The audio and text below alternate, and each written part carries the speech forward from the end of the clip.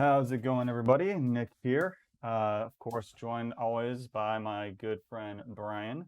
And today we are going to be discussing all about Afrofuturism. So I think what we're going to do is we've decided to break this up into two parts. We'll be doing the part two next week, but today we're going to be talking about the origins and themes and beginnings of Afrofuturism, kind of moving up from the 1940s and 50s all the way up to like the 90s. And then next week, I think we're going to do a deep dive into modern Afrofuturism and what's been happening in the 2000s and the teens. So, to jump right into it, I'm first going to ask about Brian's week. How you been, man? I'm doing pretty well. It has been a hot one, as I'm sure everybody in California and Oregon knows. Those fires have been really crazy, and the heat certainly doesn't help very much with that. So, really hoping that everybody that is involved with fires is safe. If you're living in Oregon, in one of those danger areas, the best of luck to you, and please be safe. And I know a lot of people that have had to be evacuated, in both California and Oregon. So just everybody be safe and try to stay cool. If you can. But yeah, I had a great week though. Besides the heat. Okay. Sorry, I just got a message. Want to make sure everything's working. Cool. No, good. Yeah, no, the heat's been fucking. It's been wild here. Like we've had like off and on. Like so, it's gone from like it was really fucking hot like last beginning of last week, and then 2 days later we got the cloud cover and like it dropped down to like 60 degrees, and then we had the classic orange skies of doomsday. And then this week it's been mostly cold until like these past 2 days, and it's been getting up to again Bay Area hot, so like 80, 85 degrees. Ooh, that But sounds still, nice though. 85 it's nice. degrees. It's warm though. I will admit, it is warm. That's nice. It would to be honest, today was not that bad. Where I am, my little dojo is like the hottest room in the house. Hmm. Uh, like just bad ventilation, and it's an old house, so all the heat just like gathers up here, and it's just a sweat room sauna. So anybody looking to drop that last 5 pounds, come on Just over, come over to your house, and just yeah, you can do push-ups and sit-ups in join you in the sweat room. yeah. Sounds like a That's what tempting offer. yeah, I used to do that actually in high school. I would, you that's how you lose weight really fast, You just is sweat it all out. you sweat it all out. Yep, That in sounds the healthy. sauna. Yep. Uh, all right, so yeah, I'm just gonna go ahead and jump into the Afrofuturism stuff, and so um, I think um, one of the reasons why we decided to do this Afrofuturism track is um, after we did the homage to, or not the homage, but the let's say the homage to Chadwick Boseman, that of course brought up his pivotal role in the Black Black Panther Panther. series. Yeah, Uh, and so I think we decided that sort of in honor, but also it's a topic that I've had some interest in for a while now.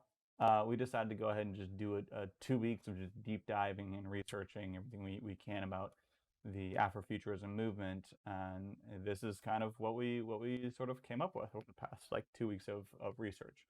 Um, but as everyone knows, Black Panther is probably one of the most um, iconic forms of Afrofuturism. I would also argue, however, I think it might be the least Afrofuturistic thing. Um, it definitely is very.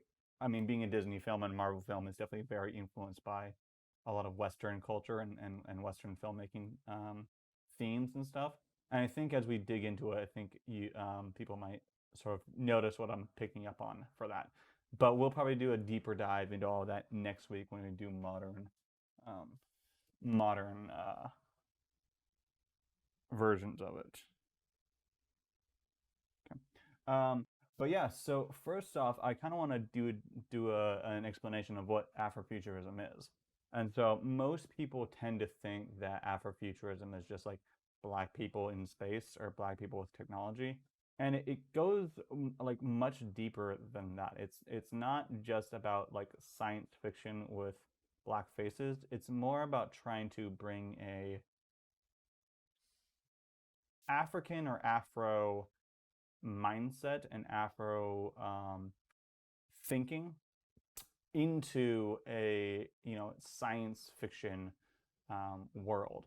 And so it's not just about the technology and everything, it's also about how we as people interact with it. And in most sci-fi that we have, it comes from a very Western mindset. And so that comes with certain themes and ideas that come with it. So in much of Western canon sci-fi, it's very technologically based. We focus really like deep on the rockets and the lasers and the spaceships. It has a very like Western political bent to it. Like if you think about like the biggest sci-fis, they all deal with like you know, very westernized ideas of like governance and people and everything coming from like even Star Wars has republics coming into empires and dictatorships, right? Or like if you look at something like the Expanse series, it's dealing with a lot of different like very westernized ideas of governmental structures and democracies and different like uh, competing political factions and stuff. Um, Right. Whereas in Afrofuturism, it's more concerned with understanding both Africans' places and the diaspora, their place and their future in, the universe. And so it does a couple themes seem to blend through and move out. One being that there is no real, a lot of times there's no sense of like history or time before, there's only the future. And so one of the reasons why this is the case is that, and you can think of even Black Panther, he deals with his father, but there's not much else that gets dealt with before then. And even for places like Sun Ra and everything, Sun Ra, and you'll get into this, leaves behind all pretenses of like human history completely. Um, and one of the reasons why this is, and it's an interesting place to come from, is that much of the both African people and the diaspora have sort of been removed from history. There's a concept in African studies that looks at how both when the Black people were taken as slaves from their homeland in Africa, usually in West Africa, to the United States, they were removed completely from their history of their tribes, their history of their ancestors, and they had to start completely anew. And you talk to anybody who has Black ancestors from here, they can't tell you where they actually came from. They have no sense of history. Where my ancestors, like even though we came on like I'm not gonna say similar circumstances, but like my family is Irish and we were sent to Australia to do the work camps there before they were able to escape and come to the US. But even then, I can still trace back my lineage back to the back to Ireland. Um, Yeah. and that's something that gives us and a lot of Western people a sense, and even like not just Western people, but even if you look at Latin Americans and Asian people, they can usually trace back some lineage to the places that they came from. This is not true in the African sense, and so it's very unique in that sense, where the only place you can look for any sort of hope is in the future. And this is also true. I want to point out that this is not just true for Black slaves who came here. This is also true for the Africans in Africa. So much of Africa has been removed from history. Most Africans don't have a real say in their own history and in the history that they can present to the world. They've been removed from that. Um, they've been, because of colonialization, basically they've had their own histories dictated to them from outside powers. And there's almost no other country that, or no other like people that have that put upon them. People from China and Japan can you know both track back a personal lineage for themselves a long way and be part of a long cultural lineage, but they also get to have a say in how they are presented in their history to the world, right? So even like, a place that was colonized like Japan and China still get to say how they affected the world, i.e., like if you look at Japan, like they have a say in how they affected World War II and how they affected the boom after the 1950s and how they affected all of these things. Africa doesn't get to have that say. And a good example of how this kind of plays out will be like the story of Greater Zimbabwe.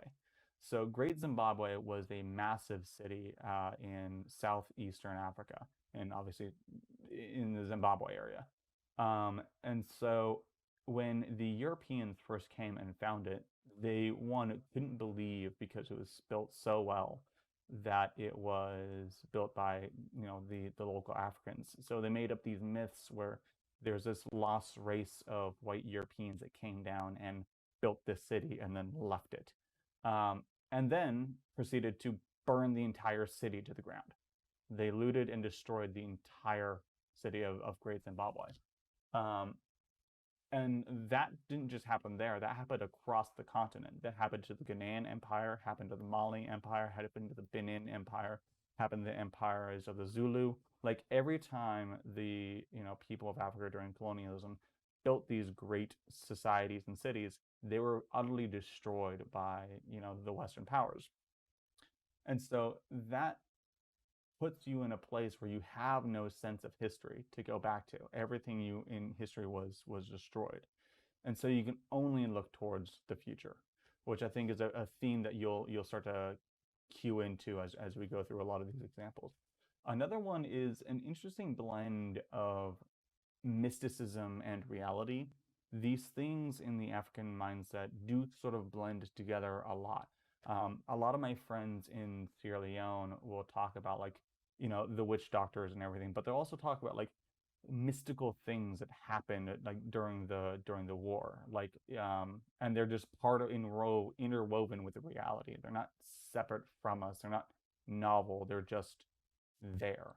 Um, and one of the stories that they always used to do is tell me is that like during the war, there are these in every village in Sierra Leone. You have this great cotton tree.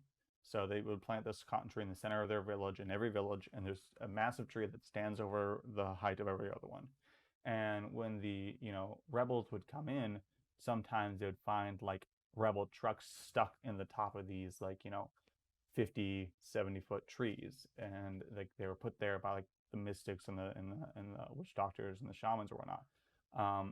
And so like there's just these ingrained stories that are just, they're not just stories, they're part of the actual like fabric of reality itself.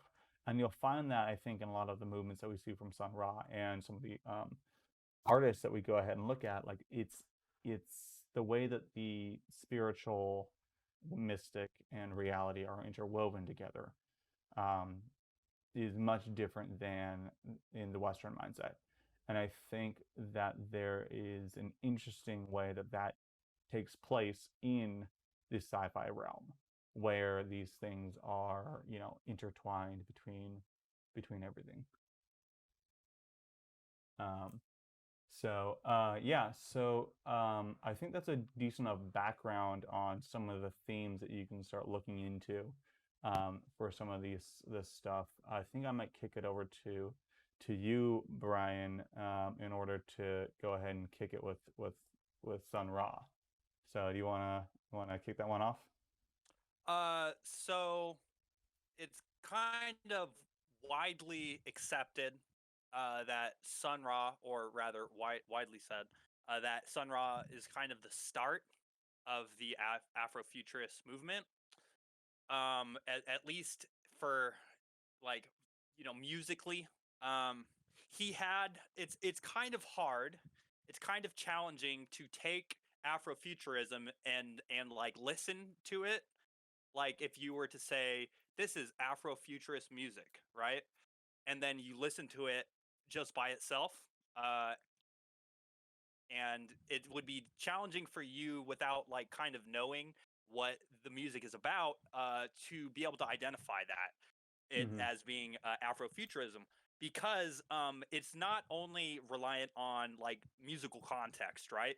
I kind of think of it entirely as a medium of music, of art, of social politics, all of these things kind of combined, right?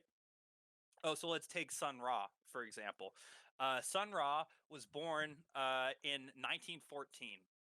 Okay, he played keyboards and synthesizers, lots, all of the keys, instruments, anything that you can do like this. He played those. Mm-hmm. Uh, he started out like traditional kind of like jazz guy, like big band, did some bop, uh and he very much kind of had the traditional approaches, and had a lot of playing, uh when he was young, a lot of playing with a lot of different groups, a lot of different bands. He was coming up during the same time as Coleman Hawkins, if you know, if you know him, the saxophonist. There's a lot of people, around that time that were very famous, that were coming up. Mm-hmm. And this would be Now like he didn't. 1940s, early 50s. Yes, he didn't really start. I'm getting into that. Okay. He didn't start his like Afrofuturist uh, phase until the 50s. So in the 40s, he was playing, like bop and big band a little bit before that. But he was writing stuff back then that was very much kind of like Duke Ellington, like Stan Kent, like very much. I would call them symphonic suites, like symphonic jazz suites type of Mm-hmm. thing. So much more of less like dance music, more art. You know, more of a, this is an art piece. This is saying something, right? And even in those times, I think that those pieces did say a lot of things. They did make commentary a lot on what was happening socially very often. Mm-hmm. But getting a little bit back on track, his original name was Herman Poole. I don't know if I'm saying this right, Blount, or it might be Blount. It's spelled Blount. He didn't go by this name uh, for very long. In 1952, I believe it was, he changed his name to, and again, if I have pronounced this incorrectly, please forgive me, uh, Le Sonnier Ra. And if you're interested, you can just look up uh, Sun Ra on Wikipedia, and for like the actual spelling of his name. I think it's And supposed to be like a French pronunciation, right? yeah, I'm not 100% sure on the accent and how that it works, but everybody that I know that knows him just calls him Sun Ra. Sun Ra, yeah. Sun Ra, yeah. Okay. So he actually changed his name in 1952 to Sun Ra, because he felt that his former name, Herman Poole Blount, was a slave name. Mm-hmm. Okay. So that it kind of shows you, it's a little like almost a foreshadow into kind of what Afrofuturism is about. It's looking forward, right? Mm-hmm. So he started a group called Sun Ra Orchestra. Um, so the orchestra is like an ark, right? Like, I mean, you can say Noah's Ark. Like that's a very biblical reference, I guess. But it is supposed to be kind of spiritual, right? Like an ark, like something that you would travel on, or a Mm-hmm. spaceship arc, I guess, right? So his band, the orchestra, was doing avant-garde free jazz. Okay, now this is during a time when this wasn't like not a lot of people were like doing this. I mean, there's people doing it, but he was kind of doing it at a time before it was super super popular. I would say. And You so, know, there's for a those of couple us other who guys. don't know, free jazz, what is that? Good point. I sometimes I forget about all the references that I know, and That we're not all they're all in music my people? head, and not everybody can see inside my head. So, Hmm. if you can, give me a call. I will let you know once I start seeing inside your head. So, Free jazz. free jazz. Typically, jazz is played in forms, right? So you have forms like A, B, meaning you follow this like pattern would be a really simple way to describe it. Hmm. Like, let's say the first part. What's a song that everybody knows that has an A section? Um, I'm just gonna make it really simple, okay? Let's say an A section is Mary had a little lamb, little lamb, Mary had a little lamb, feast of the light of snow, right? That's A. And then the next section, B section, would be like a totally different section if there's a second section to Hmm. Mary had a little lamb that had a different melody, okay? So kind of like the way like chorus to verse usually Right. So you're do gonna these have different like. forms. You're gonna follow these forms. You're gonna have like measures that you're counting. You're keeping track of, and it's gonna be the same. And somebody that's listening, that's a jazz guy that knows the form of the song, can hear and they can tell like when you're back at the beginning. You can do this with regular songs too. Pop music has the same type of stuff, right? Now, free jazz typically does not have these things, right? They Hmm. don't want to follow forms. Some forms of free jazz will have it, but it usually won't be called free jazz at that point. But we're getting a little off topic there. So let's just say, for the purpose of like explaining that, free jazz, we're just going to say free jazz is jazz that does not have a strict form, because Got that's it. going to be the easiest way to describe it. Okay. Okay. A strict form. Now that's important because what he would do a lot of times is they will start a song and then go straight into pandemonium, like insane craziness, and then kind of the song will come to some type of arc again, to some kind of like peak or something, and then the band leader will kind of cue their ending, or maybe one person will cue an ending, or maybe there will be an instrument that plays it, but it's not going to be the same place every time, right? Okay. And it's not going to sound the same every time, which jazz is already like that, So a because lot of more the like free from and improvisatory improv. nature, yeah. But even more improv in that, the other people, like, everybody doesn't know what's going to happen, and it's really open to anything, and harmonic there's not really a strict harmonic basis Got it. that you have to follow as much. Okay. Okay. So why is this important? Yes. Why is it important? Well, jazz was already like a really expressive form of media that was like, or media, a really expressive form of music that people had not really uh, fully realized at that time, right? Hmm. There's still people writing jazz, and making jazz. You can argue whether it's relevant or not. That's not what we're talking about today. Hmm. But my point is that the level of expression that was possible with that form of with that style of like jazz, of avant-garde jazz, perfectly lends itself to that movement that was started, right? Which is kind Hmm. of why the movement went in the way that it did, I think. Okay. Hmm. So let's start getting, we kind of talked a little bit about the feel of it. I want to just, before we talk too much about the politics and stuff of like the Yeah. music, I let's think. let's actually talk. Let's watch that video, the NPR Oh, the yeah. video, Okay. just because. So, just to give it a little context, this is a current video, meaning that Sun Ra's orchestra still plays today.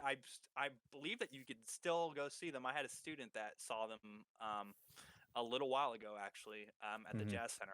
I'm pretty certain he saw I them think a so. little I while think ago. I don't know how much of the original bands are still playing because I know they're really old. So the Um, saxophonist was leading the band, I believe, for a long time after Sun Ra passed in 1993. Marshall Allen, which is the alto sax, I think. And I'm pretty sure he was leading the band after that. So I'm pretty certain this is who is leading the band in this video. mhm. Uh, so it's not gonna be like this is what they sounded like in 1950s, but it's gonna be a good introduction into what does this type of music sound like, right? Yep. Now, keep in mind, this is not what does Afrofuturism sound like. This is what does Sun Ra's music that started the Afrofuturist movement sound like.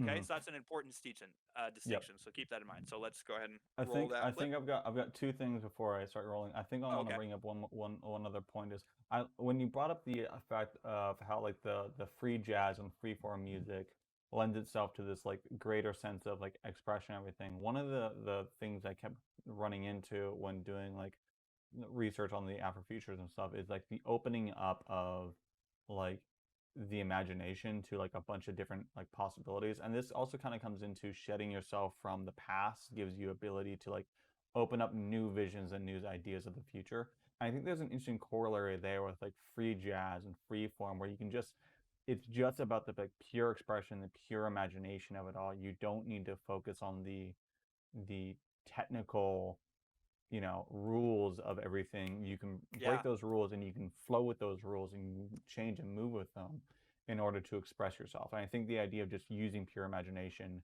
um, is one that I just kept coming up over and over again when it came up with one of the themes from Afrofuturism. it's Secondly, kind of funny because really quick before I yeah, yeah, forget, because that kind of pure imagination and the whole no constraints, like let's do this art with no constraints idea is actually how jazz and like specifically bebop got started in the first place, mm-hmm, because people would play these pop tunes like really really fast, mm-hmm, right?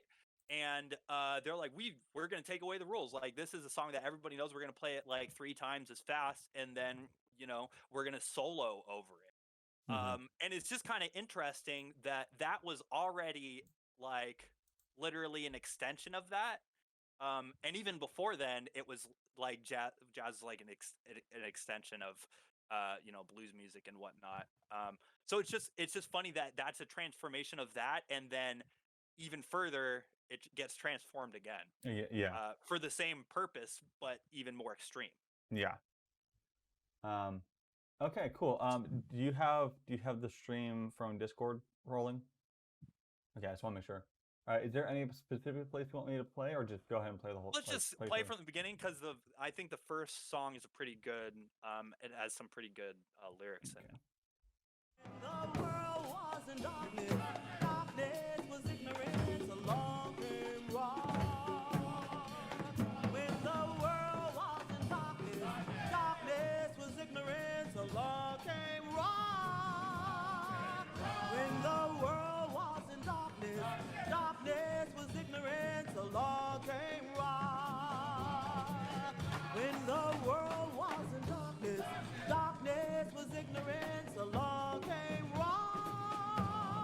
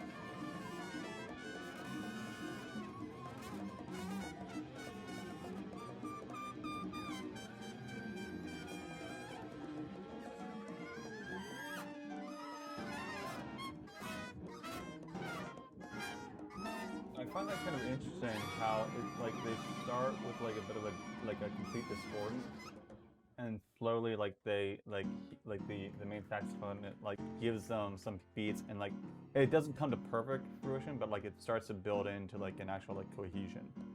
Yeah. It's interesting. We can pause it there. That's probably a good time. This song starts a little more straight. It sounds like it starts a little more straight ahead, but it gets even. Gets straighter. weird. That's that's one of the reasons why I love this group is that it just changes into such insaneness, Mhm. and that's one of the reasons I did not mention anything about the outfits, the fashion that they were wearing, because I wanted to show this video. So that is the garb of Afrofuturist. From the I 1950s, from from the Sun Ra. 1950s, yeah, and it's kind of interesting because that's that video is obviously not 1950s. That is like 2014. okay, 2014. That's the Sun Ra group. They've been playing as recently as 2018, I think, from last I heard. I do not know If they're unfortunately, I still, don't even know if this alto saxophone is still alive. I think he is. Looks like my grandpa. Um, but anyways, so that is what people saw, right? When they saw the Sun Ra orchestra is out, kind of like outfits like that. If you think about like the 50s, that was not something that you would have seen.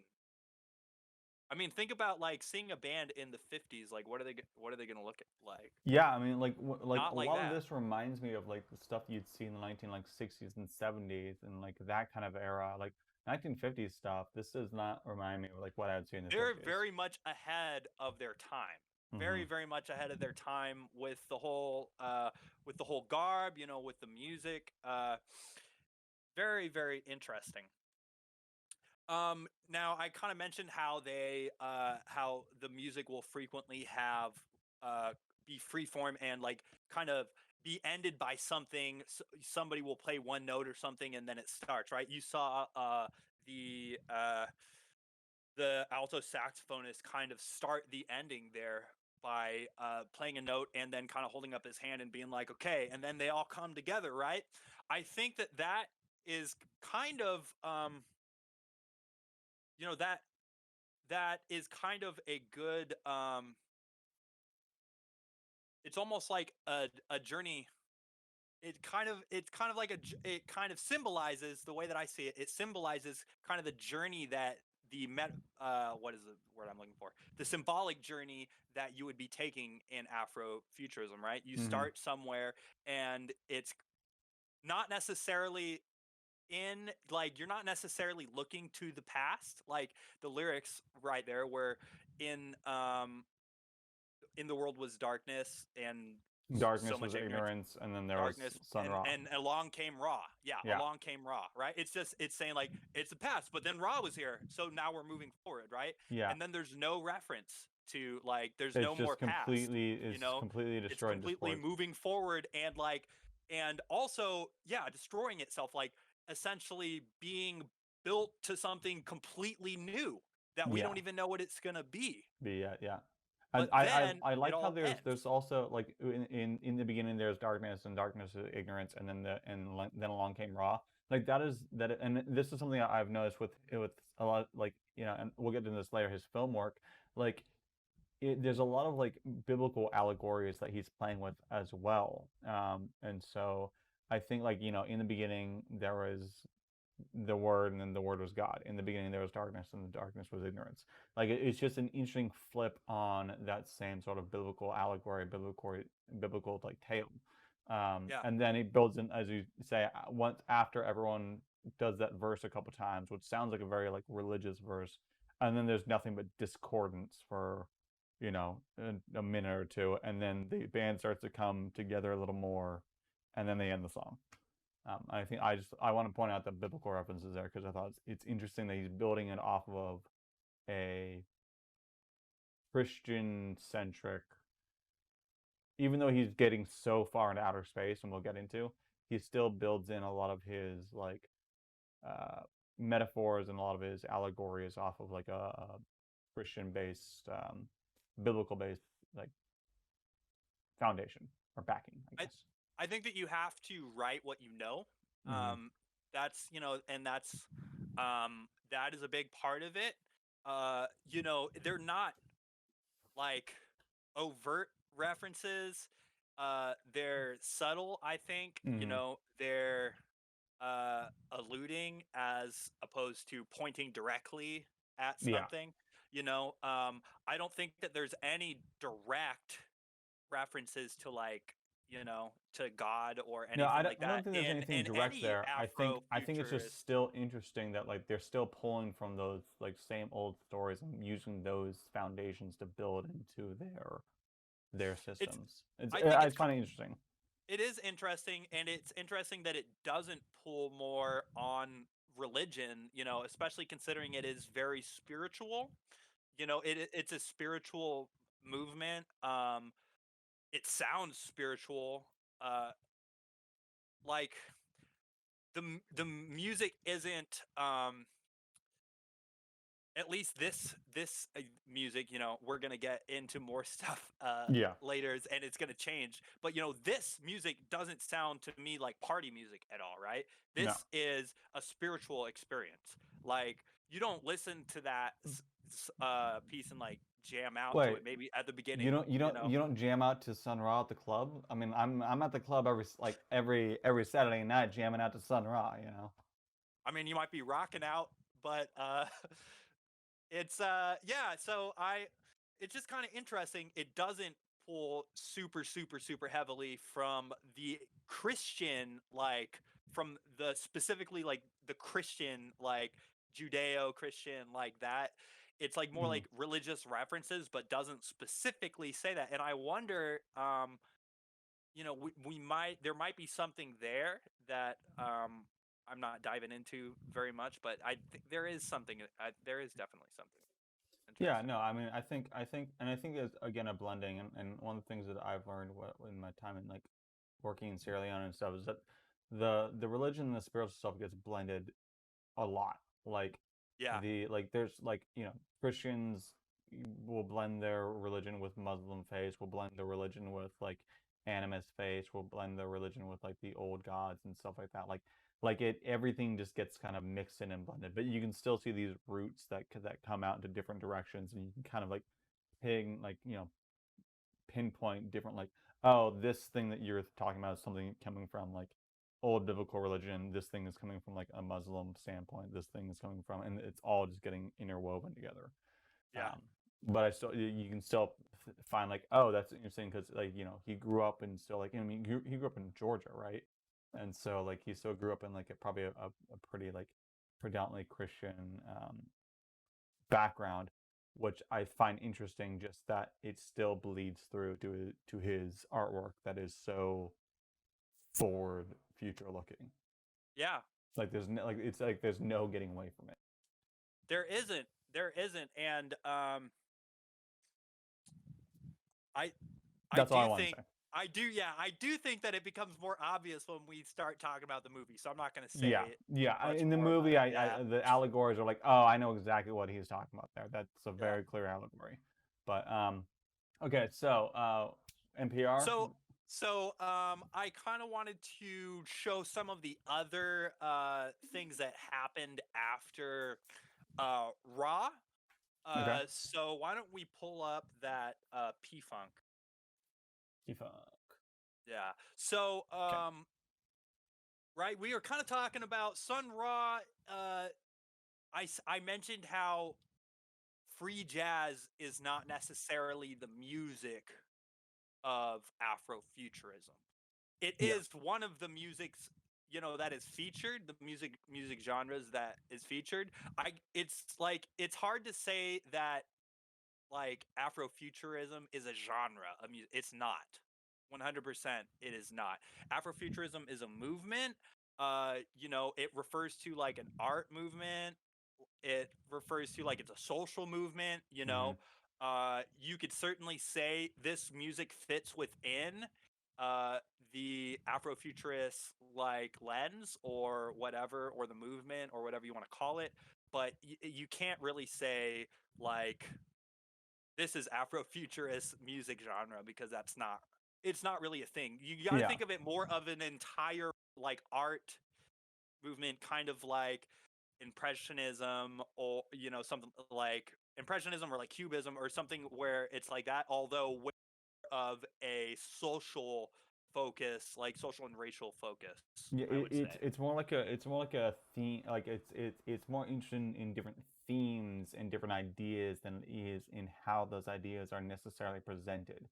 Yeah, A lot that's of a good way to times describe it. in I'll say like in the Western canon, we usually segment things based upon not the themes they explore, but the way they explore those themes. So like sci-fi explores like themes of like humanity or technology or whatever. Sci-fi can explore anything from Star Wars mysticism up till again the expanse is like geopolitical things, geopolitical ideas. But it's all sci-fi because it's space and lasers and stuff Yeah. versus like fantasy. Where I think, and again, this gets into like the blending of like mysticism versus reality and stuff like that, where like it's not about the actual like technical way you explore these themes. It's more about the themes that you're exploring themselves. So, in a music standpoint, you can explore these themes in a rock sense. You can explore them in a jazz sense. You can explore them in a hip hop sense. All of those can be Afrofuturism because it's not about the way you're presenting them; it's about the ideas that you're presenting. Does that make sense? Exactly. That's a really great way to explain it, and I think that one of the things that it makes it hard to talk about Afrofuturism as a musical, like in music, is that, for example, Sun Ra, like I showed you a piece that had lyrics in it, right? Because it's an easy piece to look at and see, oh, look at these lyrics are very obviously uh Afro, like they're looking forward, right?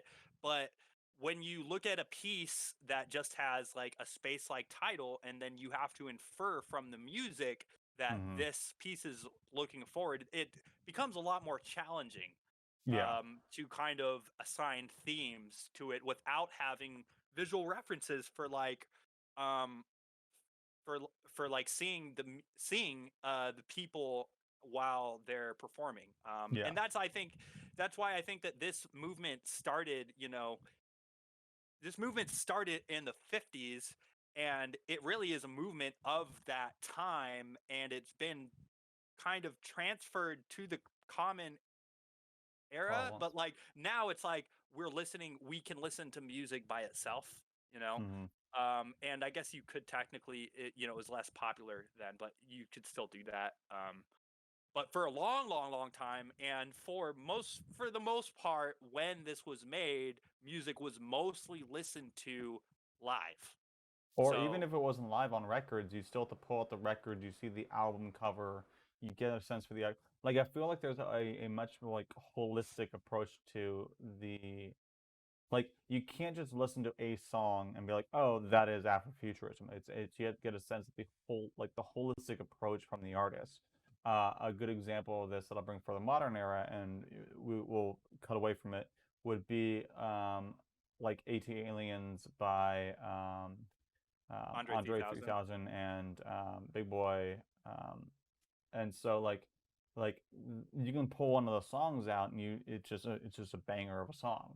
But if you go back and listen to the whole album and go back and look at at the references they're pulling and go back and look at the music videos and go back and look at the shows and the album cover and everything, you can sort of see it. Oh, they're building out this whole idea of like, you know, Afrofuturism. They're building to this. You can pull one song out Yeah. of there and you're not going to hear Afrofuturism in it. But if you Don't go talk back to too the much about that context, because I'm going to talk about it a little bit next week. But okay. But but if you put it yes. into context, you'll see the whole thing built together. And I think there's a holistic approach that has to get brought into this. And I feel like oftentimes in the modern era, we don't want to have that holistic approach because it's a lot of work to go through like an entire album plus all the like ancillary art pieces that go with it. Or even Yeah. for a movie, we just want to have like it's a sci-fi genre, it's a fantasy genre, it's a X genre, and it takes more work to find these things or to And figure out how and these things even more than are just built like together. we don't want to go through the work of it, Yeah. just like the way that people experience Mm-hmm.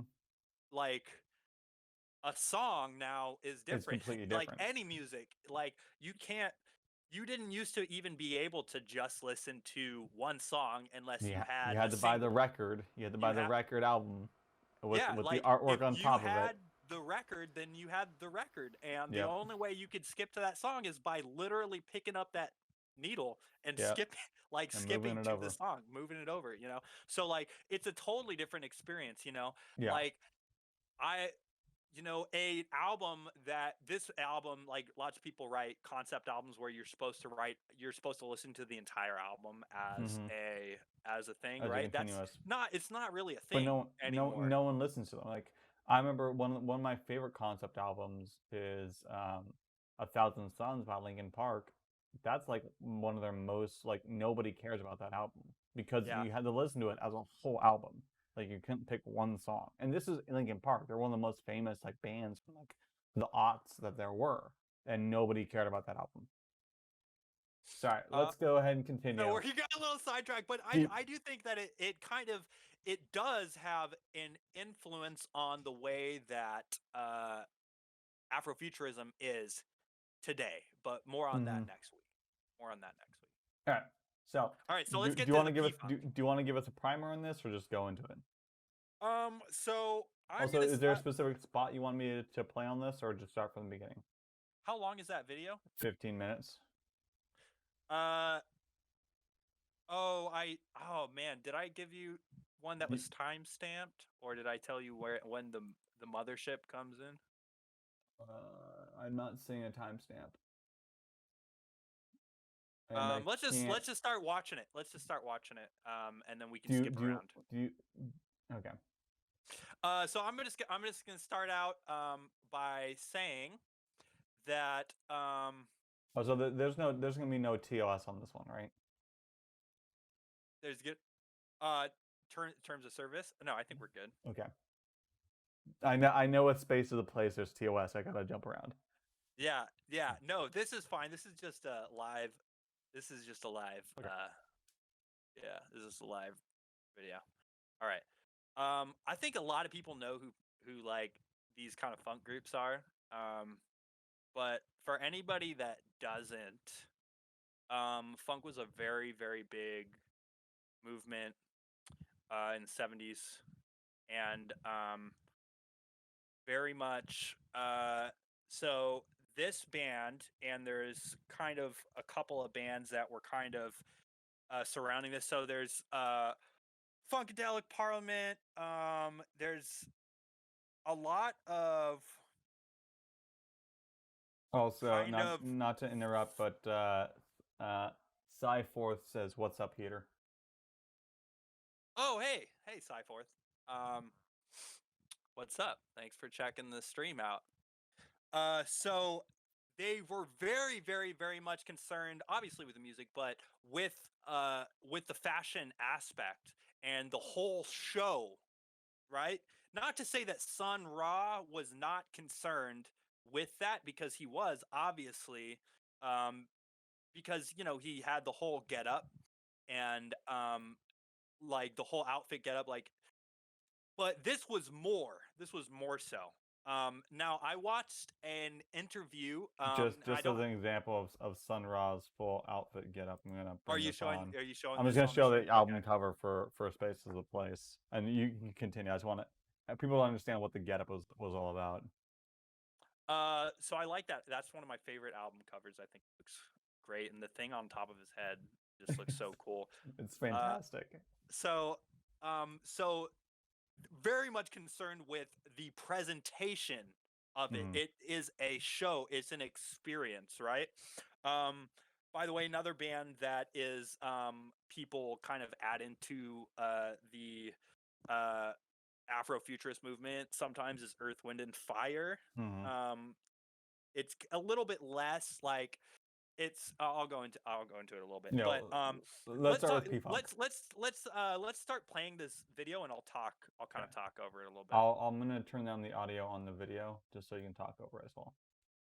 Okay, but it's gonna be playing. Okay, Yeah. great.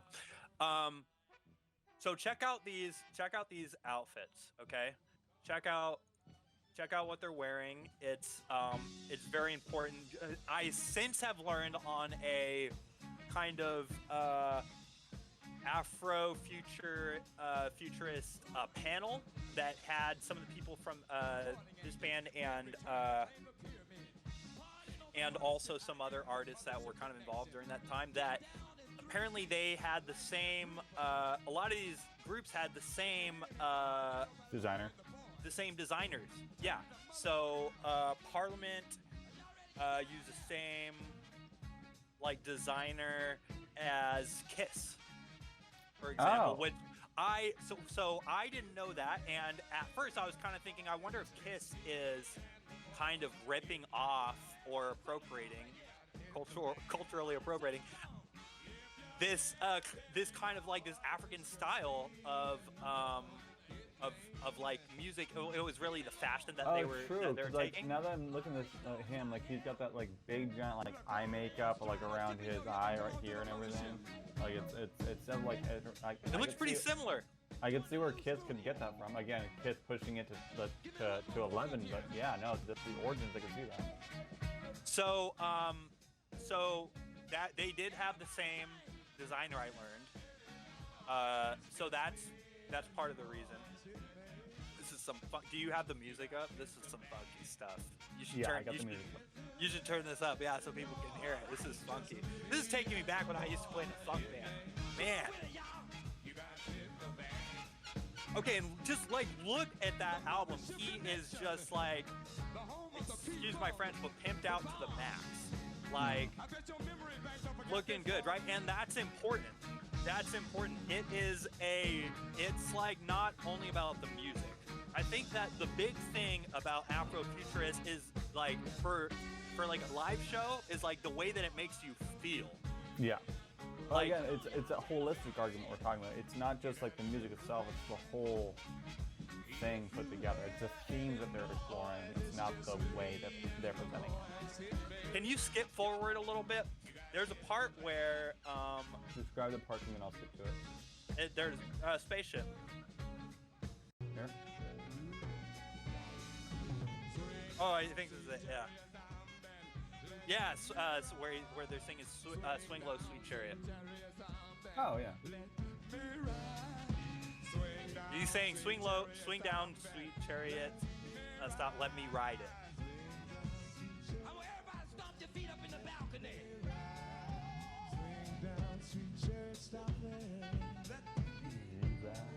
Okay. We gonna see if we can't get the mothership in here tonight. Keep it moving, y'all. And say swing down. Oh, let me ride. Swing down, sweet chariot sound band. I wanna hear y'all sing it.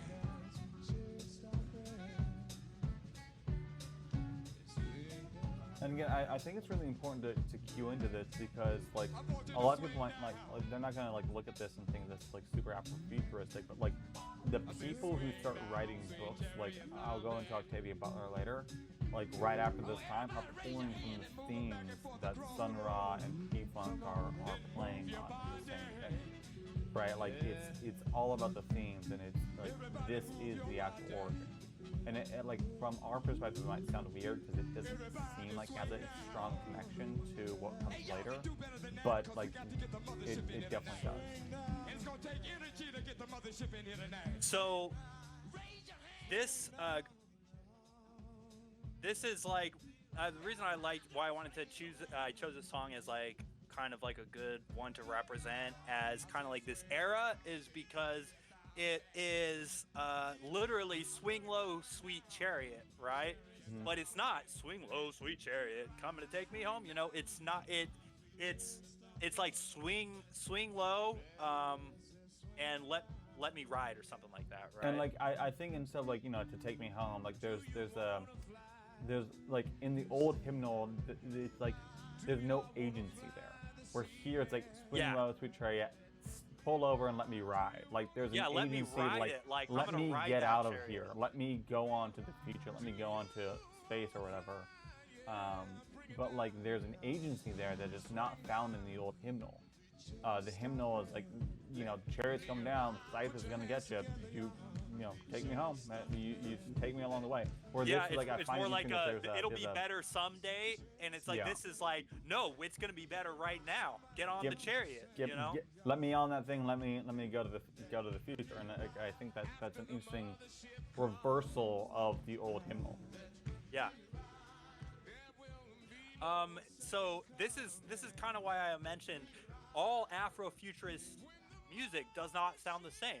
I mean, does this sound the same to you as the Sun Ra Ra. example that we No. listened earlier? Not at Sun all. Ra But is it is very avant-garde.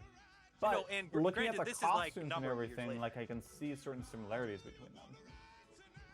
And what's interesting is that Sun Ra kept doing his Afrofuturist movement, like kept his same stuff that he was doing, even up until this time. Like obviously, we watched an example earlier that was like 2014, so that band's still going, even though Sun Ra passed away in 1993.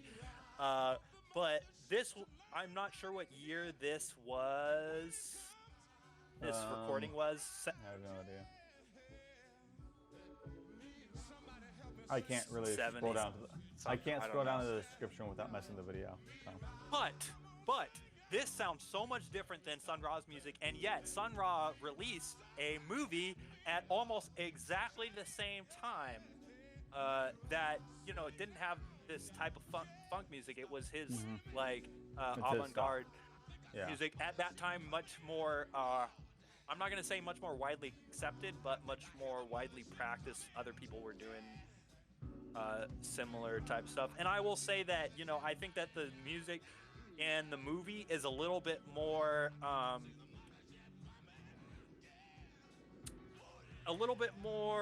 it's less free form and more in a digestible sense for somebody that does not that's like not a free jazz buff or like avant-garde music buff, And it's like a little bit more. I feel like what happened, because it does still feel really free form to me, but I feel what happened is that Sun Ra probably started working with some filmmakers, and the filmmakers started being like, no, we've got to structure it like this. And Sun Ra couldn't be like, no, this is not how we're doing it. We're doing it like X, Y, and Z because I know all these things. Because he wasn't a filmmaker, so he had to rely on other people to structure it. Whereas music, he's a musician, he can do whatever he wants with it, and it's fine. It's because he knows the stuff. I think with the film stuff, he decided that.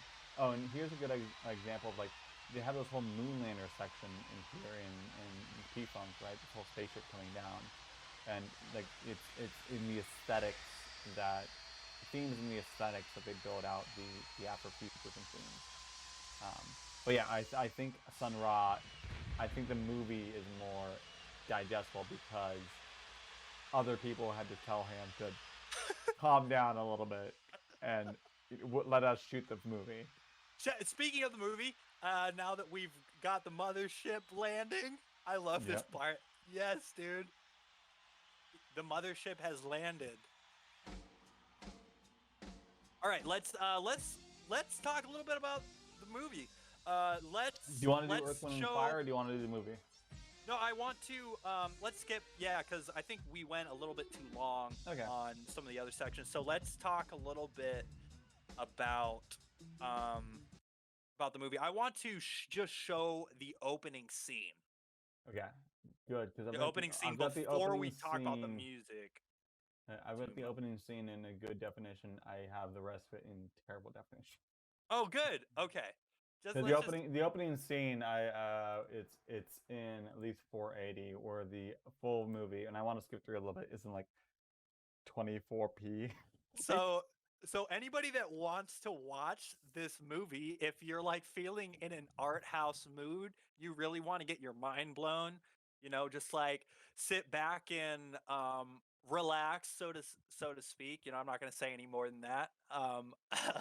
uh, this movie, Space is a Place, is the title. Hmm. Is on YouTube, For unedited. freezies. Yeah, for free. For free. Parental advisory, nudity, Yeah, and language.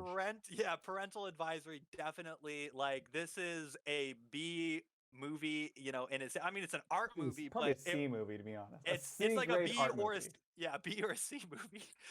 So like, there are parts, there is definitely some strong language. So anybody that is easily offended, uh, maybe don't watch it. Yeah. Just keep in mind that this was made in the 70s and that it is, it very much has a point, and you should watch the whole thing if you're going to watch it. And It's not too and long. It's like an and hour and a half. even for the nudity stuff, like I think it's still an interesting like parable for it as well. Like they don't just use nudity for just nudity's sake. They use nudity to Not at build up all. they use nudity to build up certain characters who are like prostitutes. And then at the end of it, spoilers, 100% spoiler territory here if you're not gonna watch it. Complete spoilers. They build up the idea that the prostitutes also get to come on board the spaceship and leave as well. Like they are welcome amongst everyone else. Just like again, I'm gonna pull parables of Mary and parables of the wife who divorced her That is a husband. great thought. I Like didn't even like think of it's that. right there. Like it's still like it's right in line with the same parables that like I grew up in Sunday school learning. Um, so I think the nudity is still used as, unlike a lot of other B films I've seen from the 70s, which are just nudity for nudity's sake, this one uses nudity for a very specific reason, which is to set up this certain characters as like, prostitutes and harlots, but also saying that they're still deserving of salvation. Yeah. Which is really interesting. Okay, sorry, I'm gonna leave it at that. Let's go to the opening scene. All right.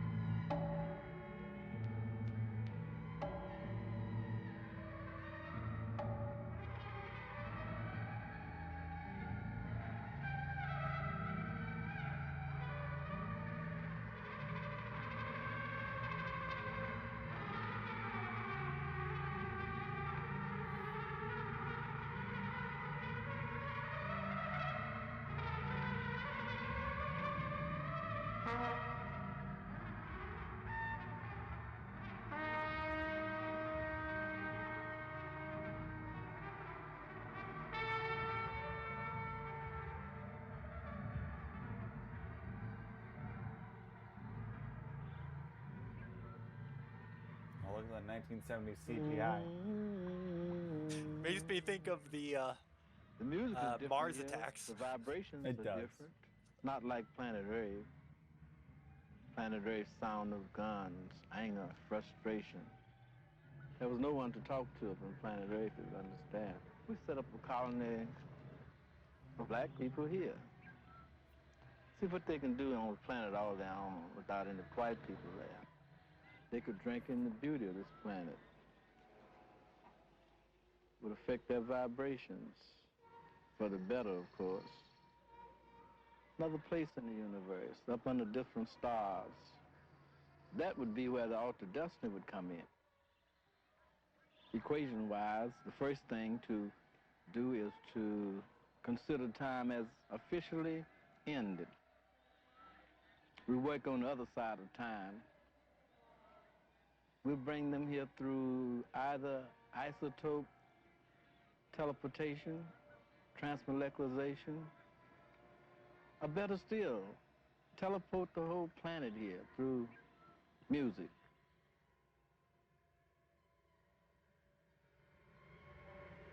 Teleport the whole planet here through music. Yeah. So I think like there's a couple interesting even in this scene there's a couple interesting things happening. I like the idea like if you notice like when he's walking through and there's the hands that reach up towards that fruit, and then he too reaches and tries to grab that little floating thing and he can't grab it. It's like there's a connection between he who wants to grab the thing, the destiny, the thing that he wants, his desires, and can't get it. But there's also that same vibration within the planet itself. Those plants with the hands on them are reaching towards that fruit, but they can't get to it. And there's a common vibration amongst the planet there that like just as he as a black man can't get the things that would satisfy him, this planet also has that same sort of like vibration. And I think that's a real subtle thing in there, which was like, oh, that's actually kind of impressive. Like this is like decent filmmaking, even though it's on a shoestring budget from the 1970s. There's stuff in there that's like, okay, this is not terrible. There's a lot of thought that Yeah. goes, that goes into it, and I think that those, like, if you're looking for like a lot of like great dialogue and stuff like that, if that's like gonna be your like that's not what you're Nope. gonna you're not gonna find it in the like the great dialogue. You're gonna find it in those little things, in those little scenes, those little references, because like we said, it's a B movie, like at best. Yeah. For the time, like it's not to say that it's a bad movie, but just to the budget of it, the time that it was made, uh like the fact that Sun Ra is like not an actor. He's Yeah. not an actor. No. Like obviously with that first scene, Also, like, the main character you saw that was Sun Ra. yeah. Oh yeah, I should have clarified that. So that was Sun Ra, the keyboardist, the band leader, the visionary, the cosmic The leader, cosmic visionary. But I cosmic love how visionary. there's this idea that he wants to find a new place for his people. Um, and the only place he can think to do so is amongst the stars. Like there's no place that he thinks that there, black people can be free on Earth.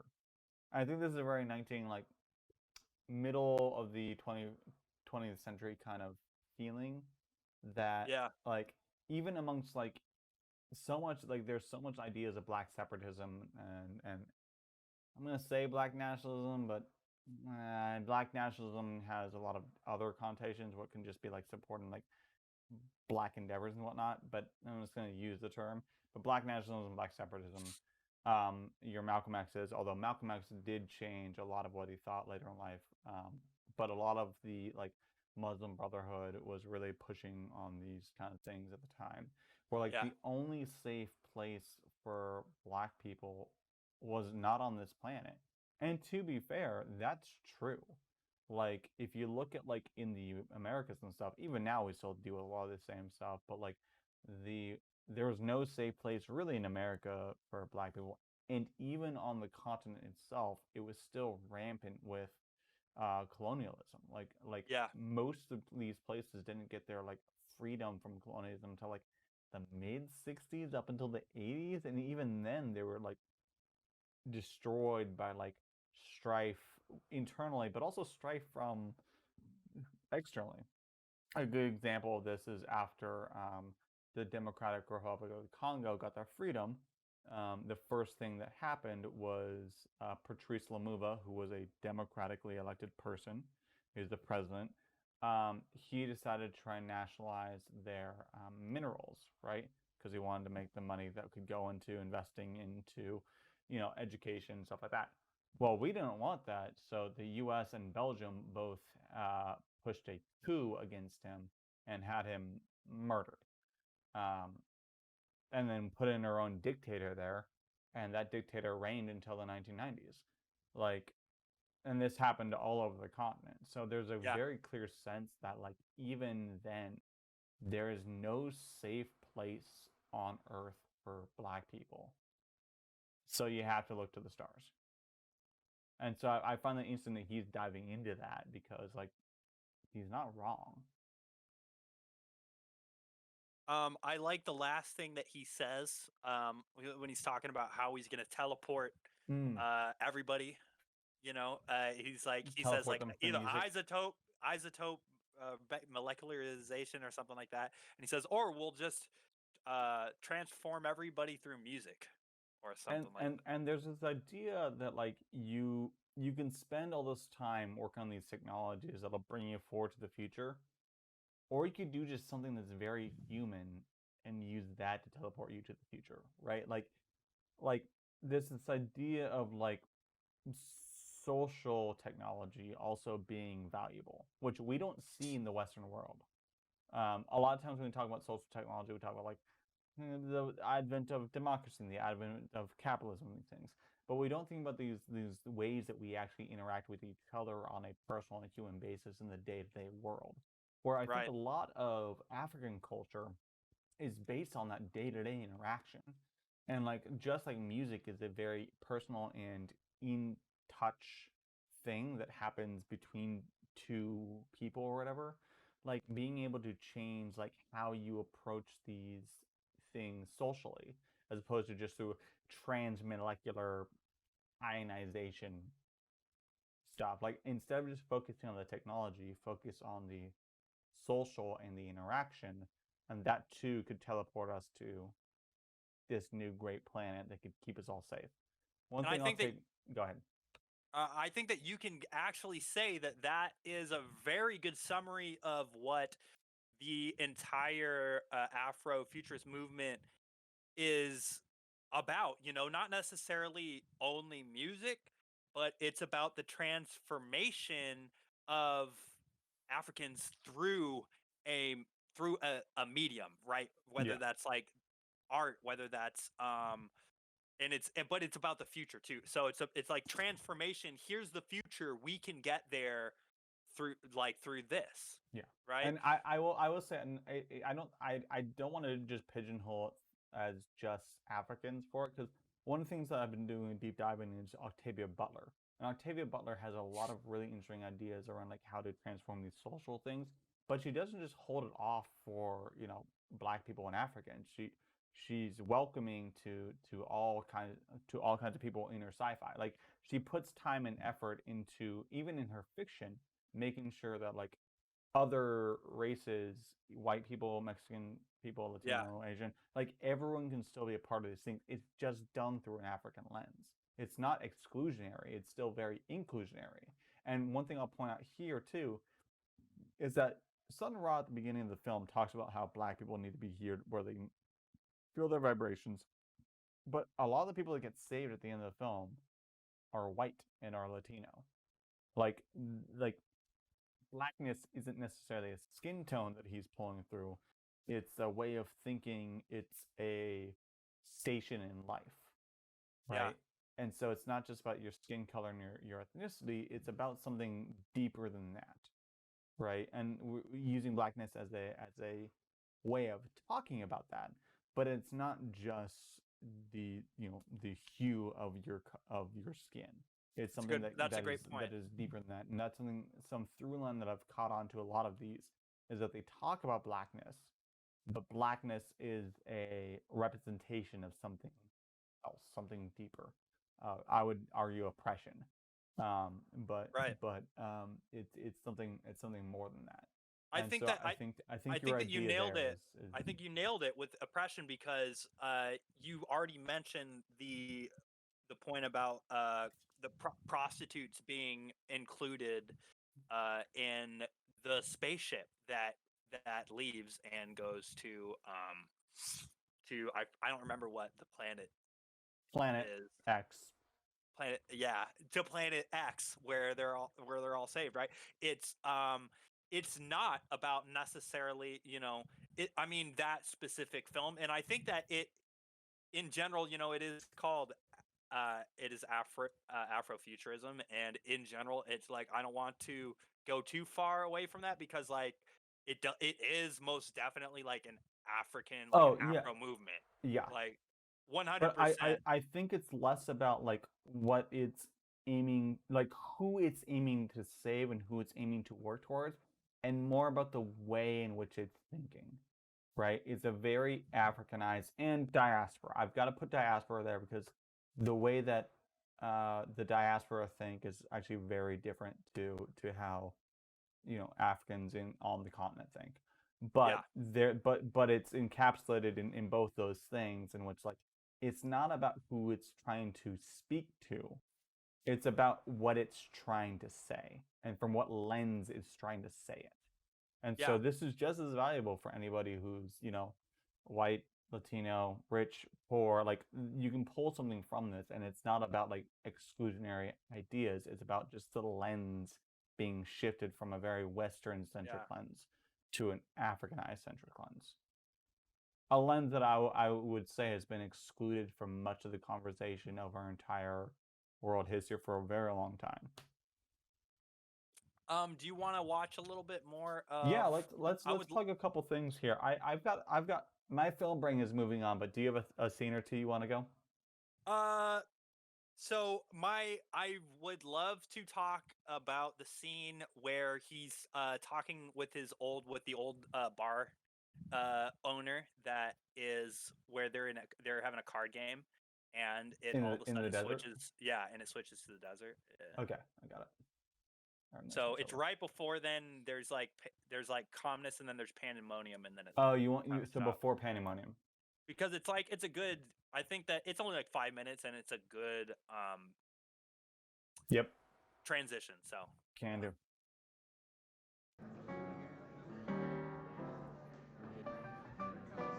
I think we're good on TOS here.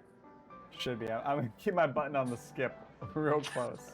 Yes, sir. What would you like? I think we're fine here. I think it's really the prostitutes is the only one I can think of. Oh, isn't he great? I think he's just about the best I've ever heard.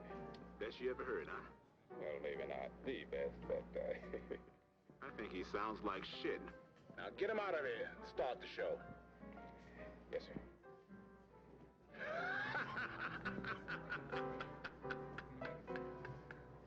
All right, come on, girls. Let's hold hands. There's a man out there who wants to see the bros. Hey, you're up next. Let's get this costume on. You know better than that. I'll see you about that later. All right, let's go. Everybody, come on, let's go. If I had just like that, I'd make a fortune. Everyone's got bra on. We're TOS. We're fine. We're good. We're good. We're good.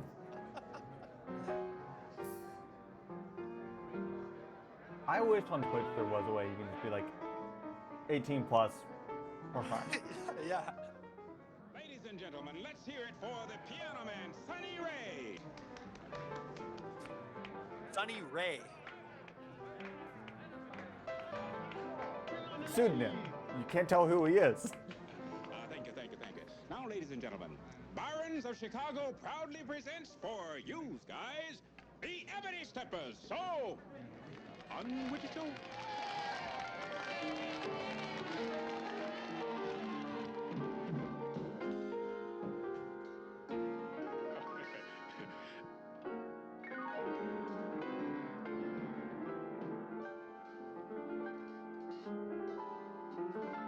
One thing I'll point out here is that he plays a very like simple westernized piano key. And then when he shifts, like everyone accepts it just fine. And then when he shifts to something new, something else happens.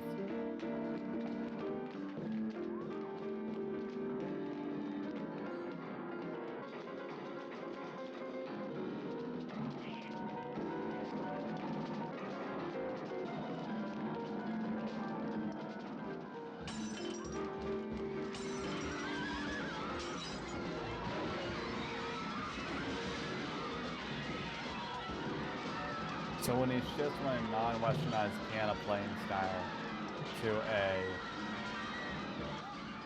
whatever he's playing, like to something that we can't quite understand, like pandemonium. It was a more straight ahead style with a very firm beat. Like you could tell, it was like strong emphasis on beats 2 and 4, which is like very jazz, very Western. It feels like rock and westerns have 2 and 4. And I don't think it's about the actual like melody itself. I think it's something we can understand versus something we can't understand. Like when we can't understand, it's just pandemonium.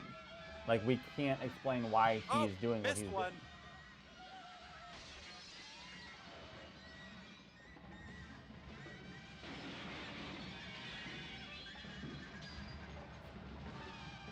And it like a parallel would be like, you know, a lot of times when especially back in his day, but even true for our day, when people come from a different cultural context and try to explain stuff to us or try to approach stuff to us, like these things can be responded with pandemonium.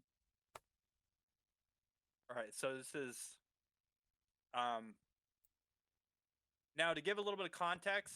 Sun Ra. This is Sun Ra went into the past. I'm actually I'm actually gonna step out for a second, but you All go right. ahead and give your context. I'll be back in a minute. You think you're ready for He me? went into the past and went back to the bar owner's a bar that he used to work for as a piano player. Coon can. Whiz. 7-Up. I said end of the world. That's what I call cooking with grease. You think you can handle it?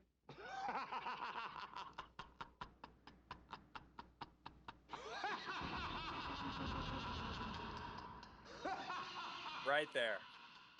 Okay, you name the game. That's a transition that I love.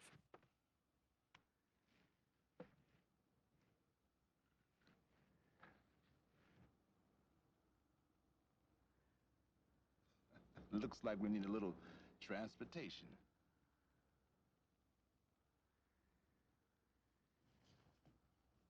Nice. Your pull.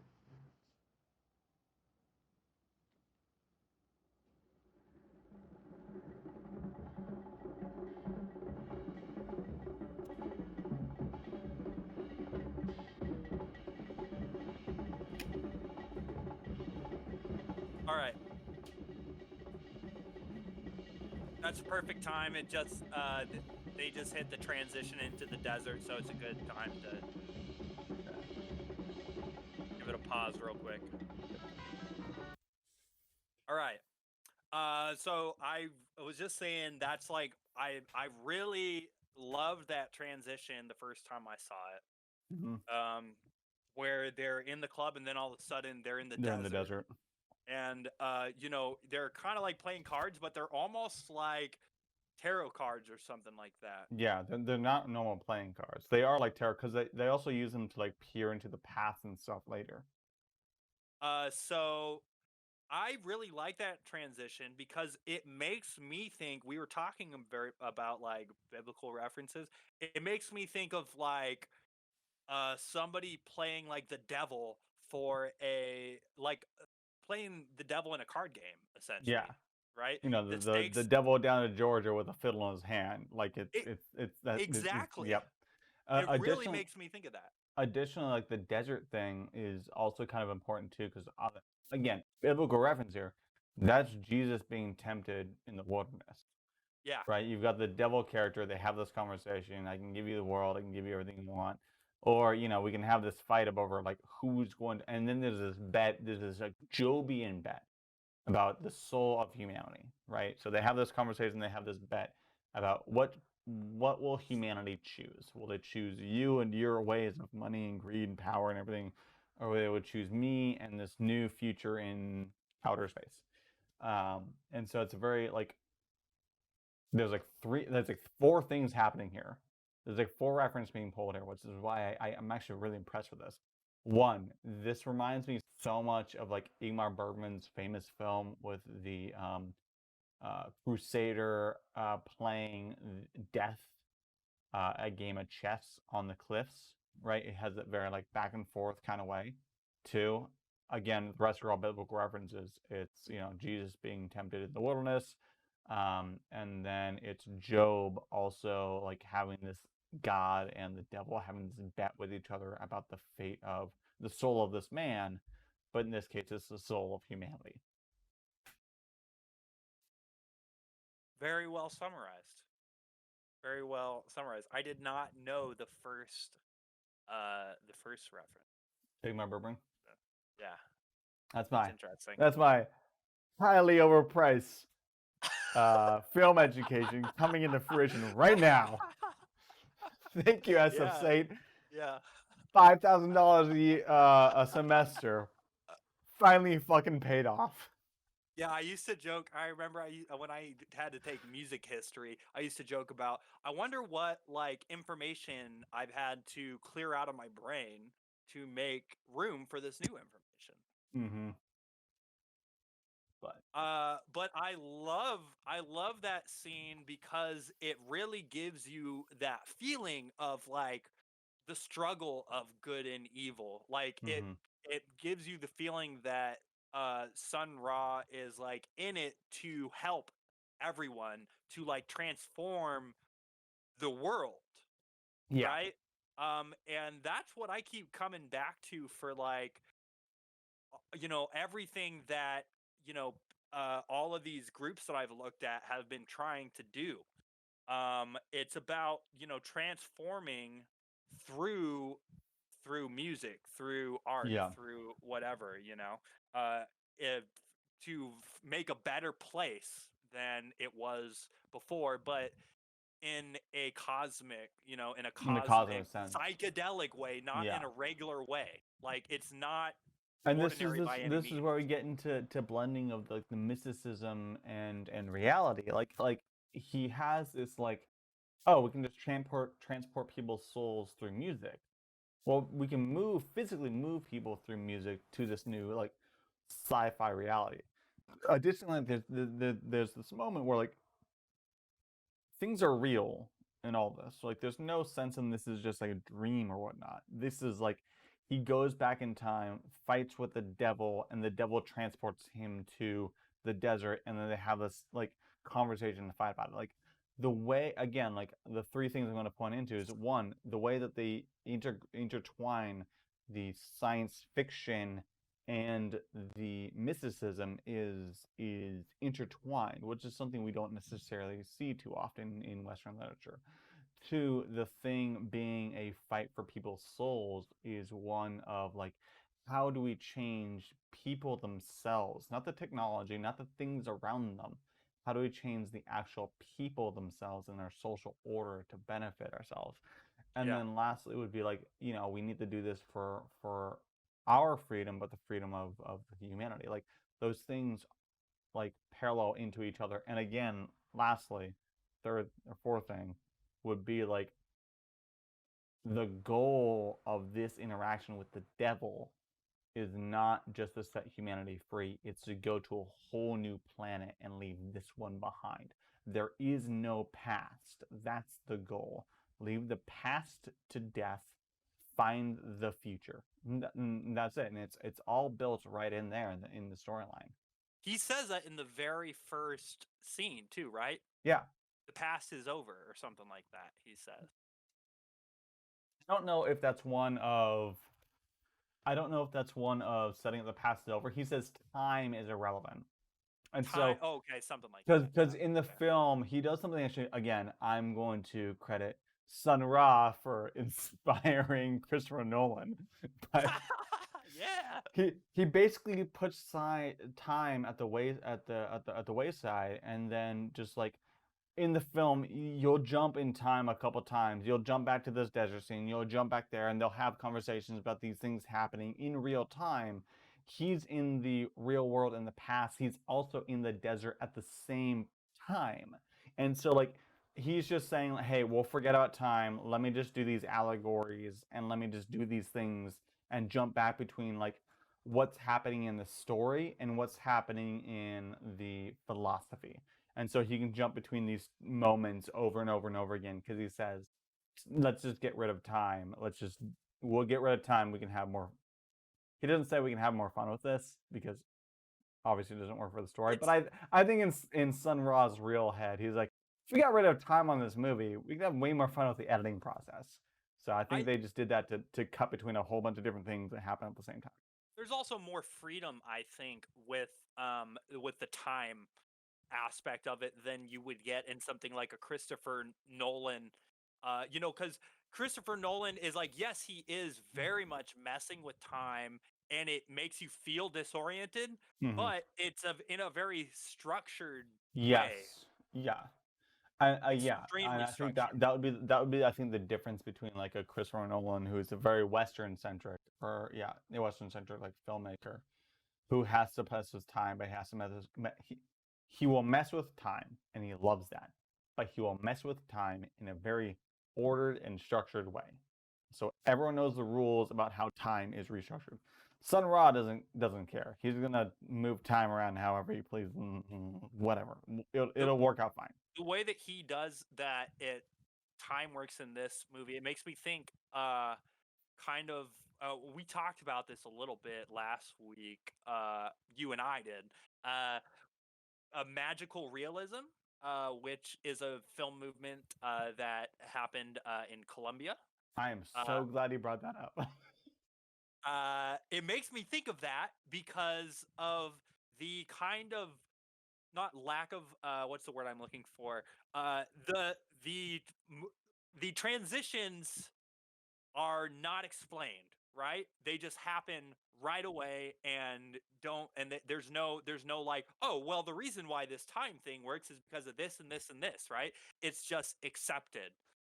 And it moves on. It's like not and it's not a super like I mean, it is a super important part of the movie, but the reason why is not a super important part. Like it doesn't matter essentially. You just kind of have to accept it, right? Uh, there's a lot of that in magical realism, I think, where like things will happen and there's not a really great explanation as to why, and it's kind of just left up to magic is is why this happened. Yeah, Uh, the blending of the mystical and the supernatural and the real world. The only other parallel I've personally ever seen that is similar is, as you said, magical realism from Colombia, in which like it's not just time that gets messed with in those stories, and it does. Like most of these stories take place over the course of like generations. But these times are bled together through some sort of thematic through line.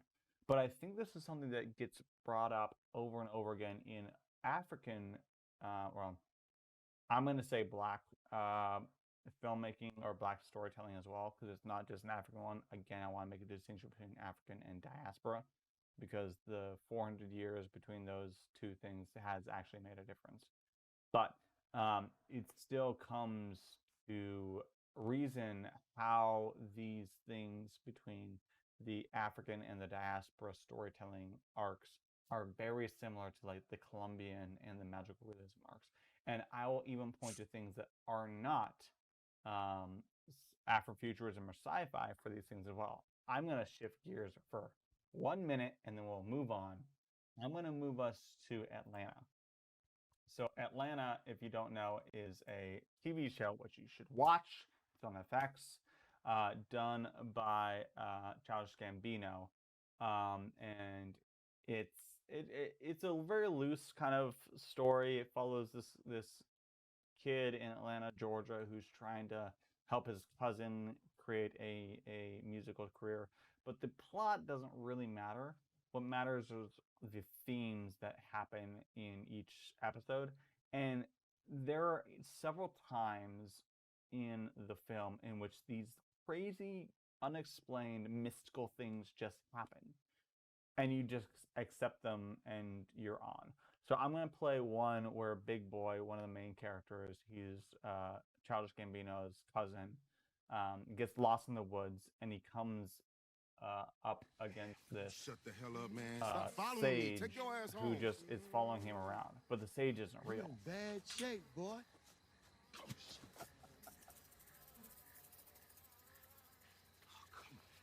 That's you.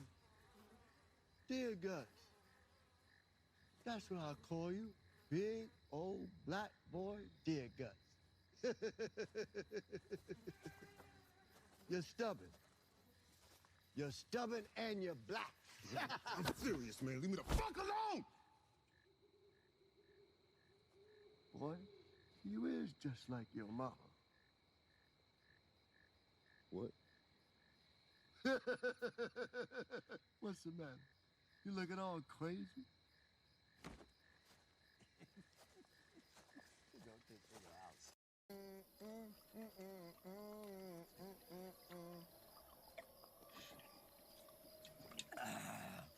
I just need to think, man. Boy, Ain't nobody can do that. Nigga, you so damn useless. No TOS. Then watch how you talk to people, dear Guts. You sit around in people's houses insulting them. You better stand up and make a decision about how you getting out of here. Niggas, just leave me alone. God damn. I'm gonna hurt you. Cause ain't nobody out here but you and me, boy. 1, 2, 3, 12, 11, 13, 14, 15. You notice how his counting makes no temporal sense.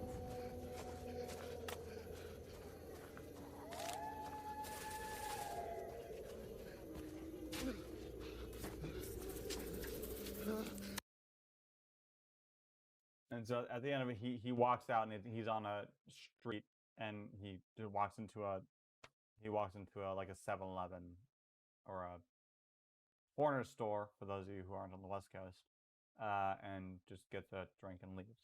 And like it's this idea that like that is an experience that was real or wasn't real. It doesn't really matter. The mystical happens. The person, the old man there who's insulting him, he might be a real old man and homeless man in the woods, but he might just be a spirit that you're dealing with. It doesn't really matter which one. And I think the way that like magical realism has always been a part of the Afro lexicon, and also part of the South American lexicon as well, still blades into other things as well, not just Afrofuturistic stories, but also like Atlanta, which is not an Afrofuturistic story. Sorry, that's all. I did my tirade. You can continue. I just wanted to bring up little self plug before we get off of magical realism. The film that I scored last year, Lose the right? Flower. Yeah, Lose the Flower of Evil is actually yesterday just came out on Apple TV, Amazon Prime, Vudu, Google Play. Lose the Flower of Evil. So you guys can check that out. Maybe don't look at the Rotten Tomato reviews on it. I don't looked at it yet, so they're probably good, but I don't know. I'm just gonna play. If it's okay, I'm gonna do the. Oh yeah, preview. go ahead and do the trailer. We'll do a self plug real fast for Brian's film that he scored.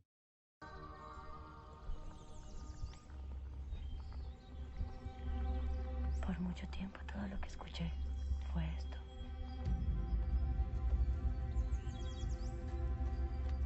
Es la música del silencio.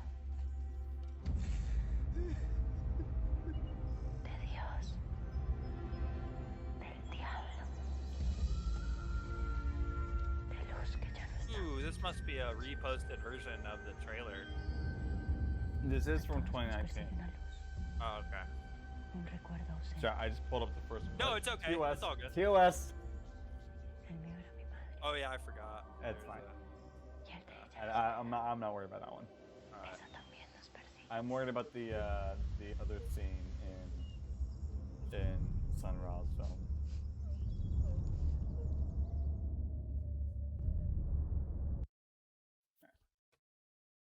All right, sorry, self-plug. Brian, thank you Little for scoring that self-plug. film. Yeah. So you guys can check that out. It's in Spanish, so there are subtitles. I scored it in Spanish with subtitles, so you can definitely watch it in Spanish. And I do not speak Spanish. A little bit. Un poquito. Hablas español? Sí, un poquito. pero vives en California. Sí, pero mi familia es Americano, mostly. Sí, although pero, my grandpa speaks to me in Spanish all the time. Como... Don't understand. Okay, that's fine. I was gonna ask you how to order stuff in a Mexican restaurant, but it's okay. In English. I would love to order more in Spanish. You I get did more take a couple of guacamole. years. You do get more guacamole if you order in Spanish. I'll just say Not that. not if you call it guacamole. You most definitely don't get more Guacamole. guacamole when you order it that way. You know what? I always get my quesadilla with extra guacamole. All right. My mom calls mangoes mangos because that's You know what? that's the way that it's pronounced. I'm okay with that one. That one's because when I think of mangoes, I think mango likes beans, and that's just funny. That works for me. I'm okay with that. Because do you want a mango or mango? I want a mango, but mango sounds better. I'm sorry. I am white. grab a I am white mango. trash. I apologize. I am white. Mango. I am white trash. Mango is how it's pronounced. Mangoes and quesadillas. Whenever I think of mango, I just think mango likes beans. I think of fucking Blazing Saddles. All right. Really big sidetrack. Sidetrack. We got stuff to deal with. Okay. ¿Qué es próximo para tú? I think that You understood it. I think I talked about mostly what I wanted to for this time. I'm gonna save Anything else from the Sunraw movie you want me to go through before I move on to Octavia? I don't want to spoil I don't want to spoil any more from it more than we already kind of gave away the entire ending. I think we can spoil a C movie from the 1970s. I think it's okay. I just want to say that you guys if you guys are gonna watch this, watch it because it is on YouTube, but there is some. We already said this. There is most definitely some vulgarity in it. So don't watch it at work or something. Don't do anything stupid. Don't watch this with your parents if they're very conservative. You can watch it with your girlfriend or your boyfriend. I'm gonna play your friend. the final scene once the spaceship comes down and lifts everyone away. You just want to speak of realities, no myths. Well, I'm the myth talking to you. So it's farewell.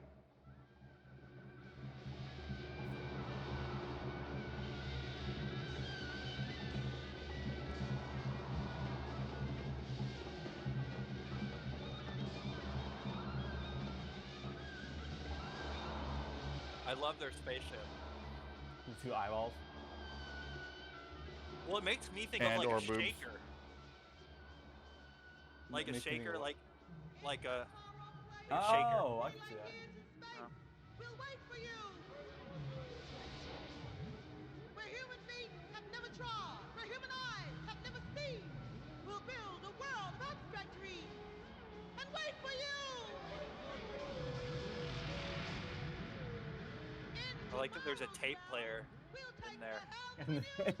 Sure. In the spaceship. There will be tape players. There's a tape player in their spaceship. That's how it runs. A tape player.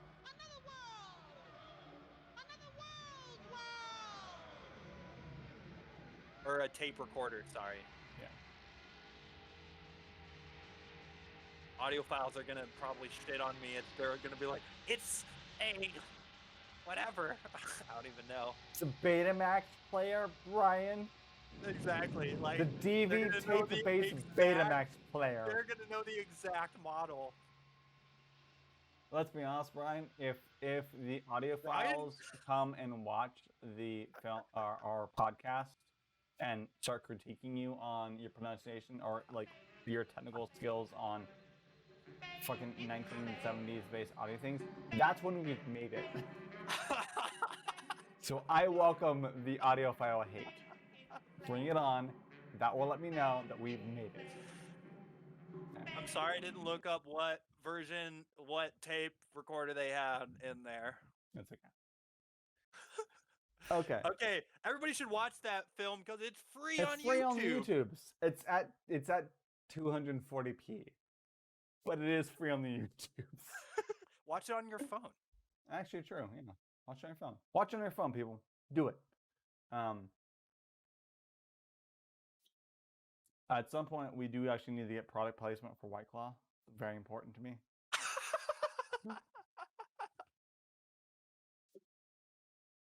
Okay, Oh, I'm gonna gosh. let you We are wrap not up. sponsored by White Claw. We are not, We are unfortunately. not. I'm gonna let Unfortunately. you wrap up the Sun Ra stuff, and then I'm gonna move on to the literature stuff, primarily focused on Octavia Butler, because that's what I've done my research on for the past 2 weeks.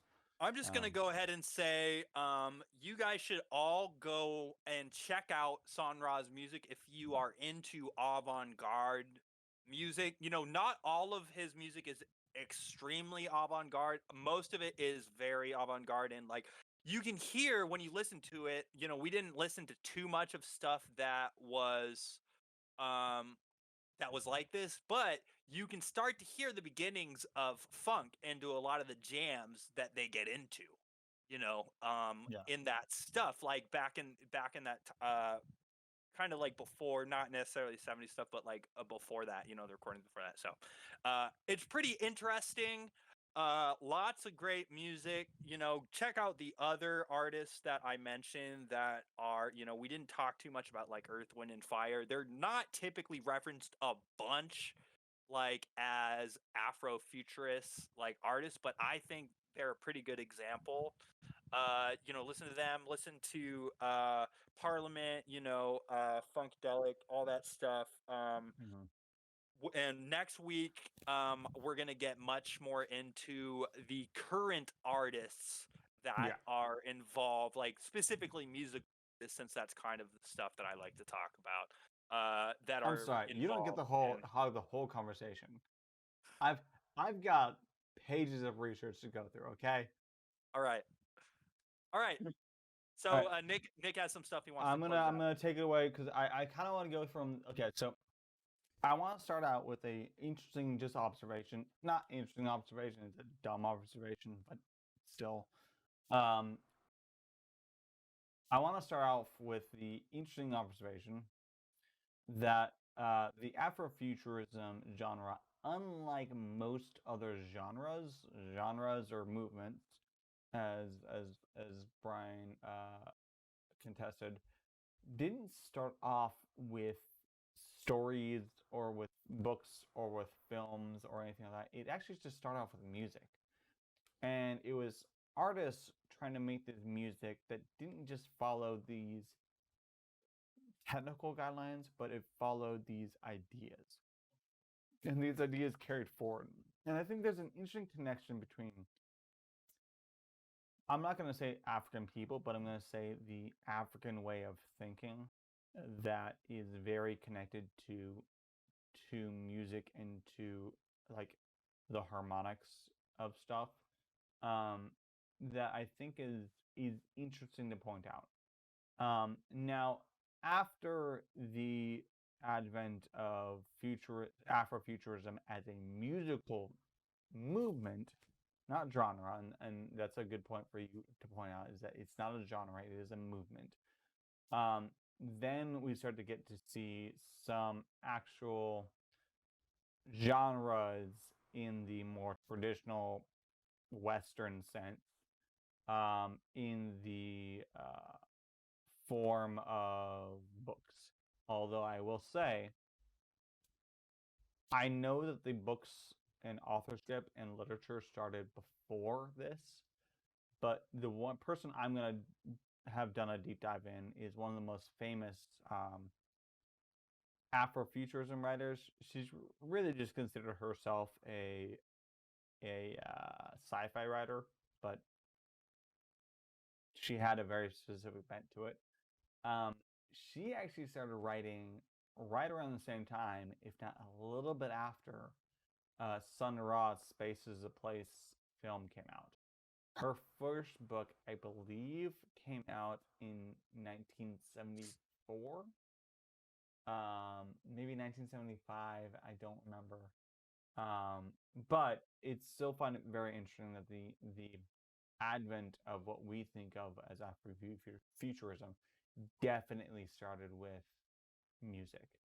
And most of the time, we usually see this as the opposite. We usually see these things start off within literature move on to film, and then get appropriated into music.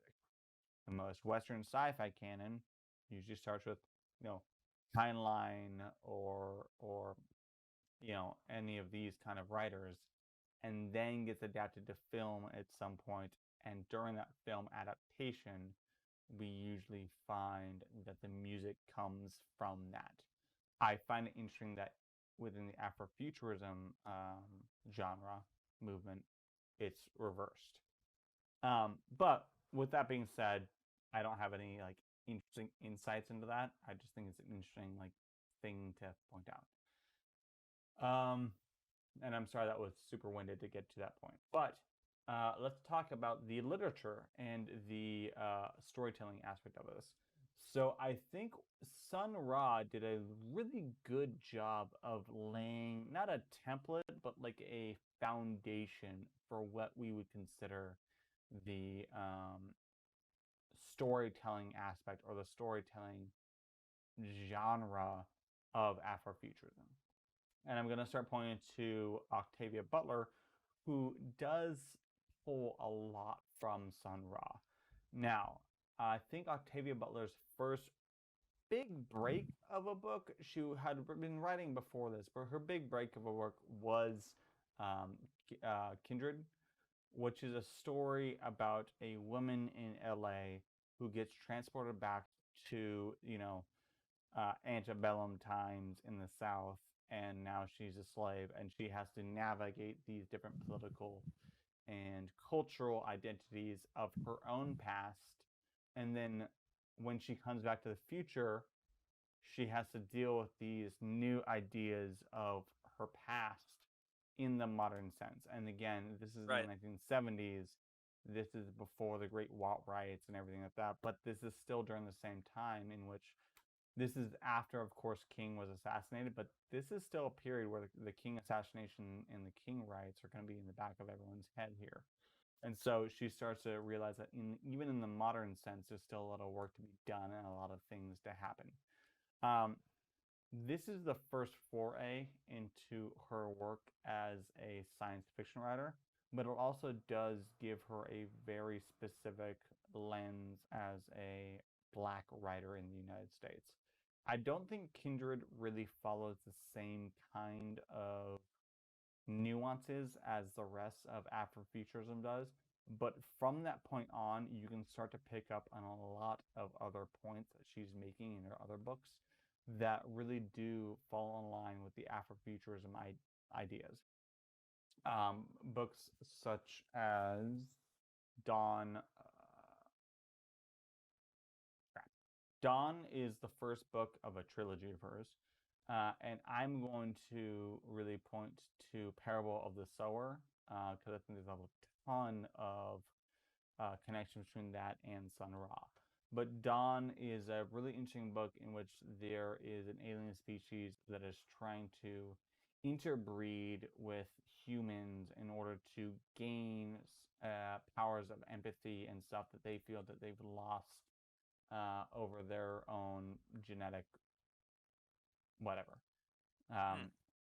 And I find it interesting with this one is that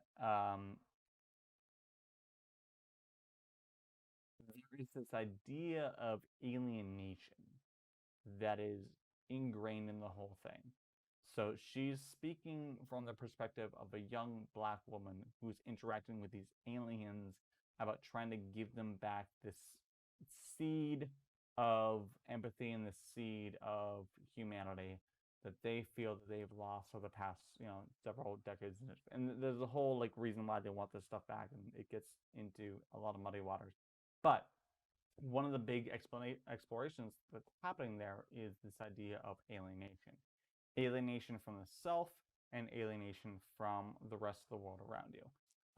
It reminds me a lot of the concept that Dubois mentioned when he talks about Black Americans being like a double man, right? There's your identity or your double identity. There's your identity as a Black person, and there's your identity as an American, and these things clash with each other, and you feel alienated because of it. this is another concept that sort of pulls in over and over and over again, that you don't feel like you belong here, right? And this is one of the reasons why I think like Afrofuturism keeps looking to space in the middle of the 19th or 20th century, is that there's a sense that you just don't belong here, and there's an alienation to what here is, and you can't get away from it. And the only space you think you can get away from it from is outer space.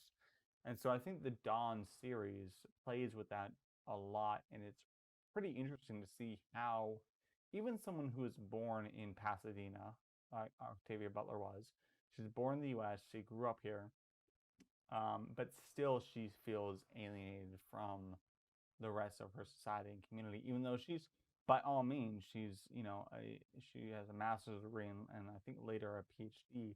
She falls in line with all of the recommendations and all of the prerequisites we have in the Western world for a successful person, but she still feels alienated from everything. And it's interesting that that alienation is just built in to the system. And I think dealing with that is a very concrete part of Afrofuturism within the literature context. I don't know about Sun Ra stuff, but I definitely see that within her work and the work of a lot of other Afrofuturistic writers. I'm now going to go ahead and move on to her Parable series. So her Parable series is a 3-book series. Her most famous one being Parable of the Sower. Then you have Parable of the Talents, and then you have the 3rd book, which I forget. And I'm terrible. So Parable of the Sower and the Parable series really does seem to pull a lot from Sun Ra, in that there is this idea. Sorry, something just happened. There's this idea that there is a better future and a bigger future for everybody in outer space. And Parable of the Sower is interesting because it starts off in the world. She wrote this in the early 1990s, 1993 is when the book came out. And she wrote about 2025, and she starts talking about how the world is kind of falling apart. Climate change is a big thing that is tearing everybody apart. Everyone's getting into worse and worse situations. And her whole world falls apart. But the main character starts creating this religion about Earthseed, where she believes that God isn't just a man in the sky with a beard, even though I think he should be, because let's be honest, beards are great.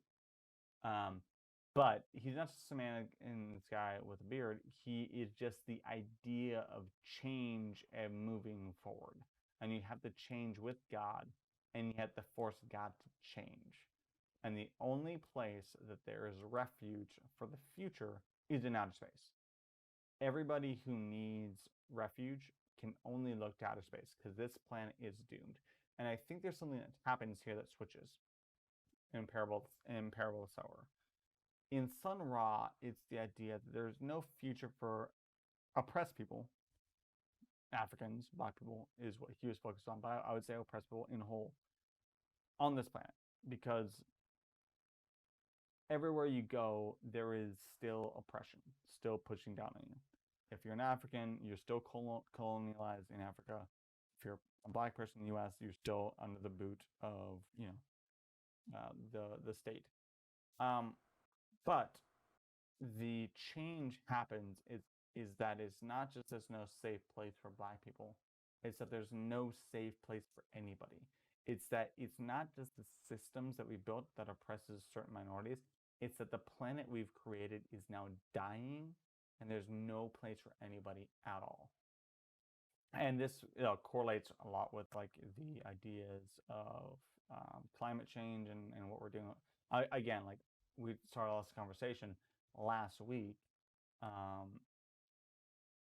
All of the Bay Area had red skies, it looked like the fucking apocalypse. And it's interesting to see how that shift happened from one of ethnic oppression to one of just the planet is dying and there's no hope for any of us. The only place to go to is still the stars. But in her book, she goes through and builds a band of people who can move into a better place and build this religion and then move to the stars and become free from Earth, from the past. It's very similar to Sun Ra's, in that it takes her 3 books to get so, but in the 3rd book, they leave. Her and her people are off the planet. They've left the whole past behind themselves, and they're only looking towards this new planet in the future. And that's it. And so I find a lot of very close parallels there between the literary endeavors of Octavia Butler in her Parable series and Sun Ra. And I'm gonna stop there so you can get it word in edgewise.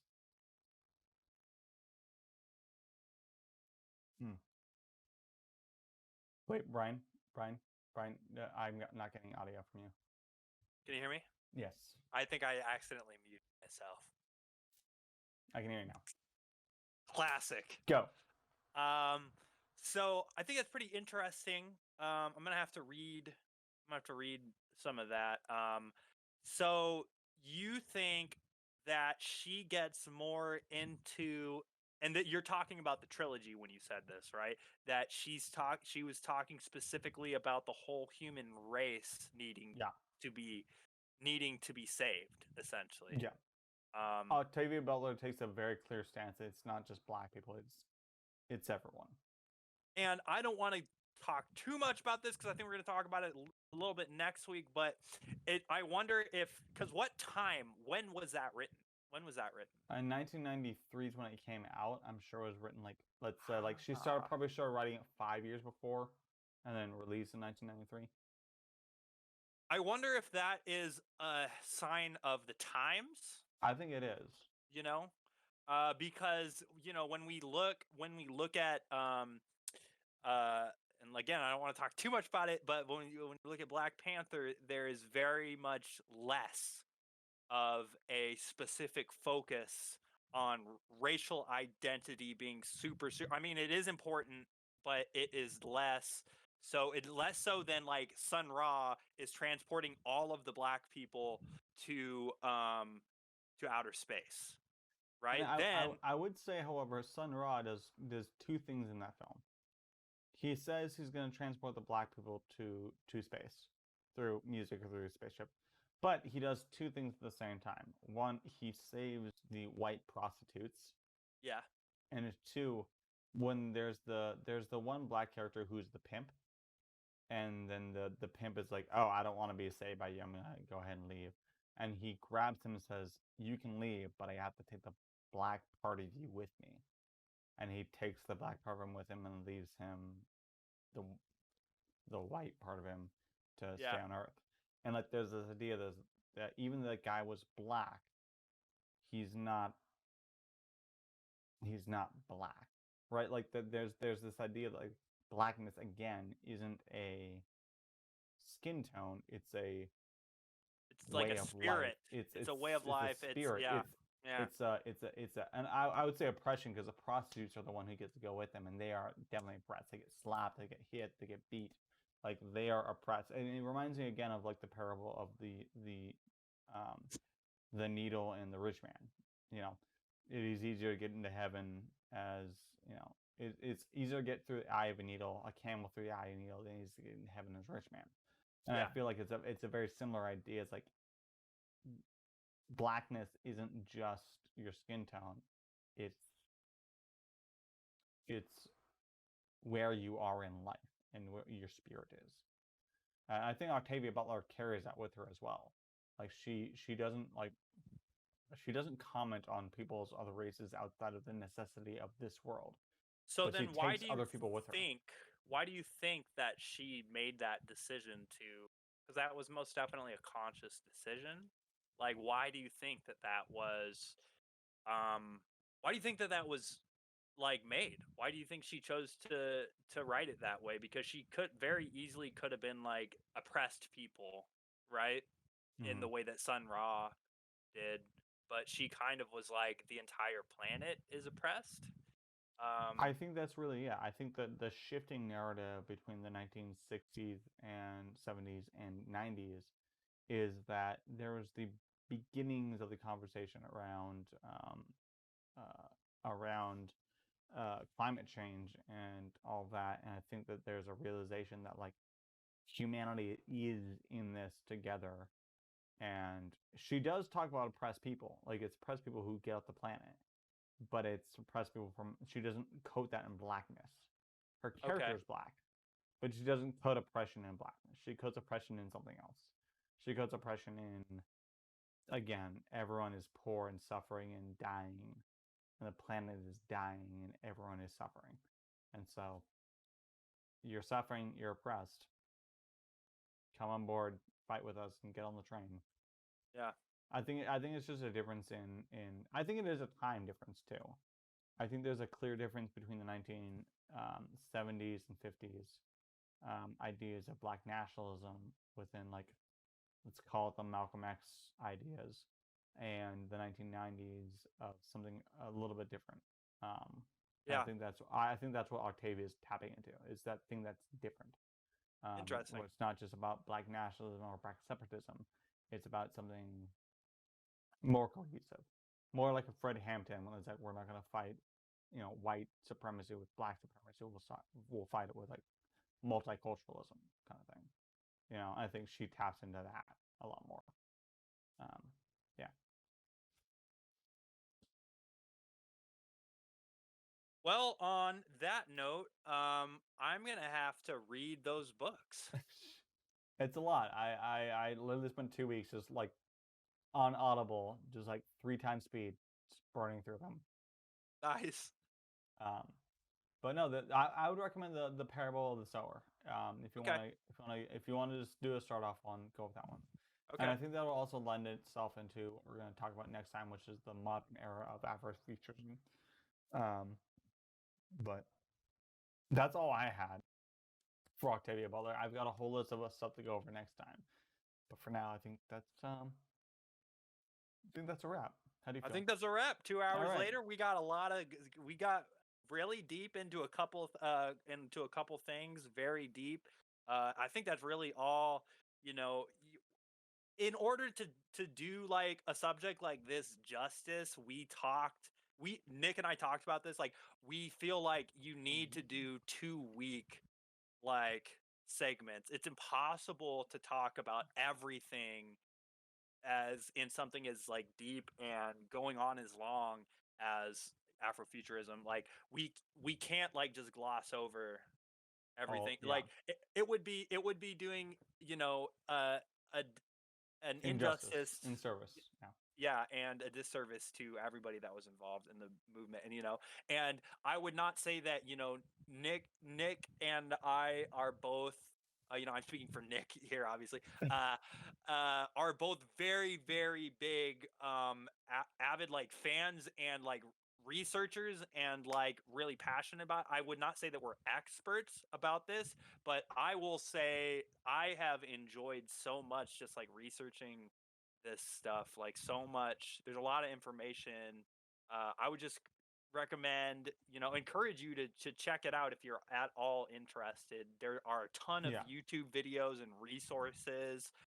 There's a lot of different people talking about, people have different ideas of what this thing is, so you should check it out and just there's a really good primer book that I burned through in about a day, that gave me like a good like starting point, and it's Afrofuturism 2.0.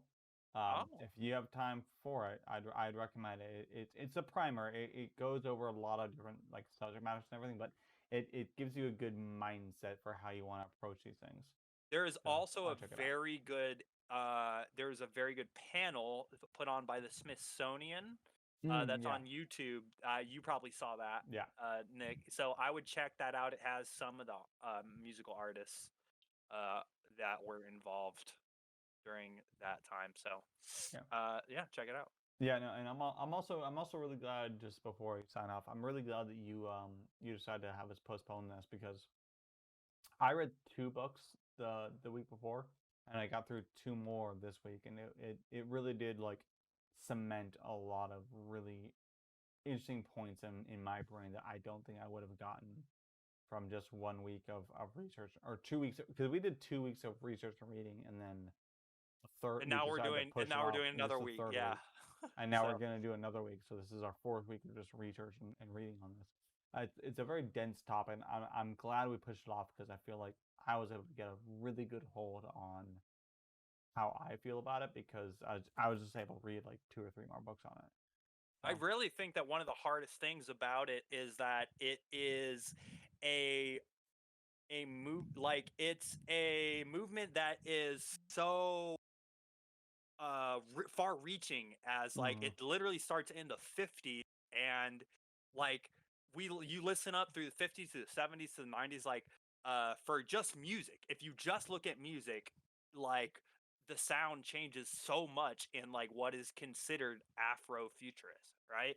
And um I think the hardest thing too is that it doesn't follow the same sort of thinking that we have in the Western world. Like yeah, if I asked you, hey, give me a breakdown of like rock and roll for like the past like 50 years, you probably wouldn't have a problem with that at all. But it's just that the way in which the thought process is constructed is just so different than what we've grown up with, and what we like built in ourselves over the time, that it's a lot more work to try and to reframe, conceptualize it. Yeah. conceptualize and reframe your own thinking. Exactly. Um, so I'm really glad we had the chance to do this. Yeah. All Okay, right, with to that, everybody that is still watching us for in the all chat, one person who's still watching us, thank you for sticking around. we had some people. I'm gonna just call out No, everybody the that one was. person who's left. Oh well, we had some other viewers. Yeah, we've actually had a decent amount of viewers this time. So. But no, thank you, everyone. This is also going to be on our YouTube channel, Oh if yeah. you want to rewatch it. But thank you. We appreciate it. All right. And we are going to go ahead and sign off.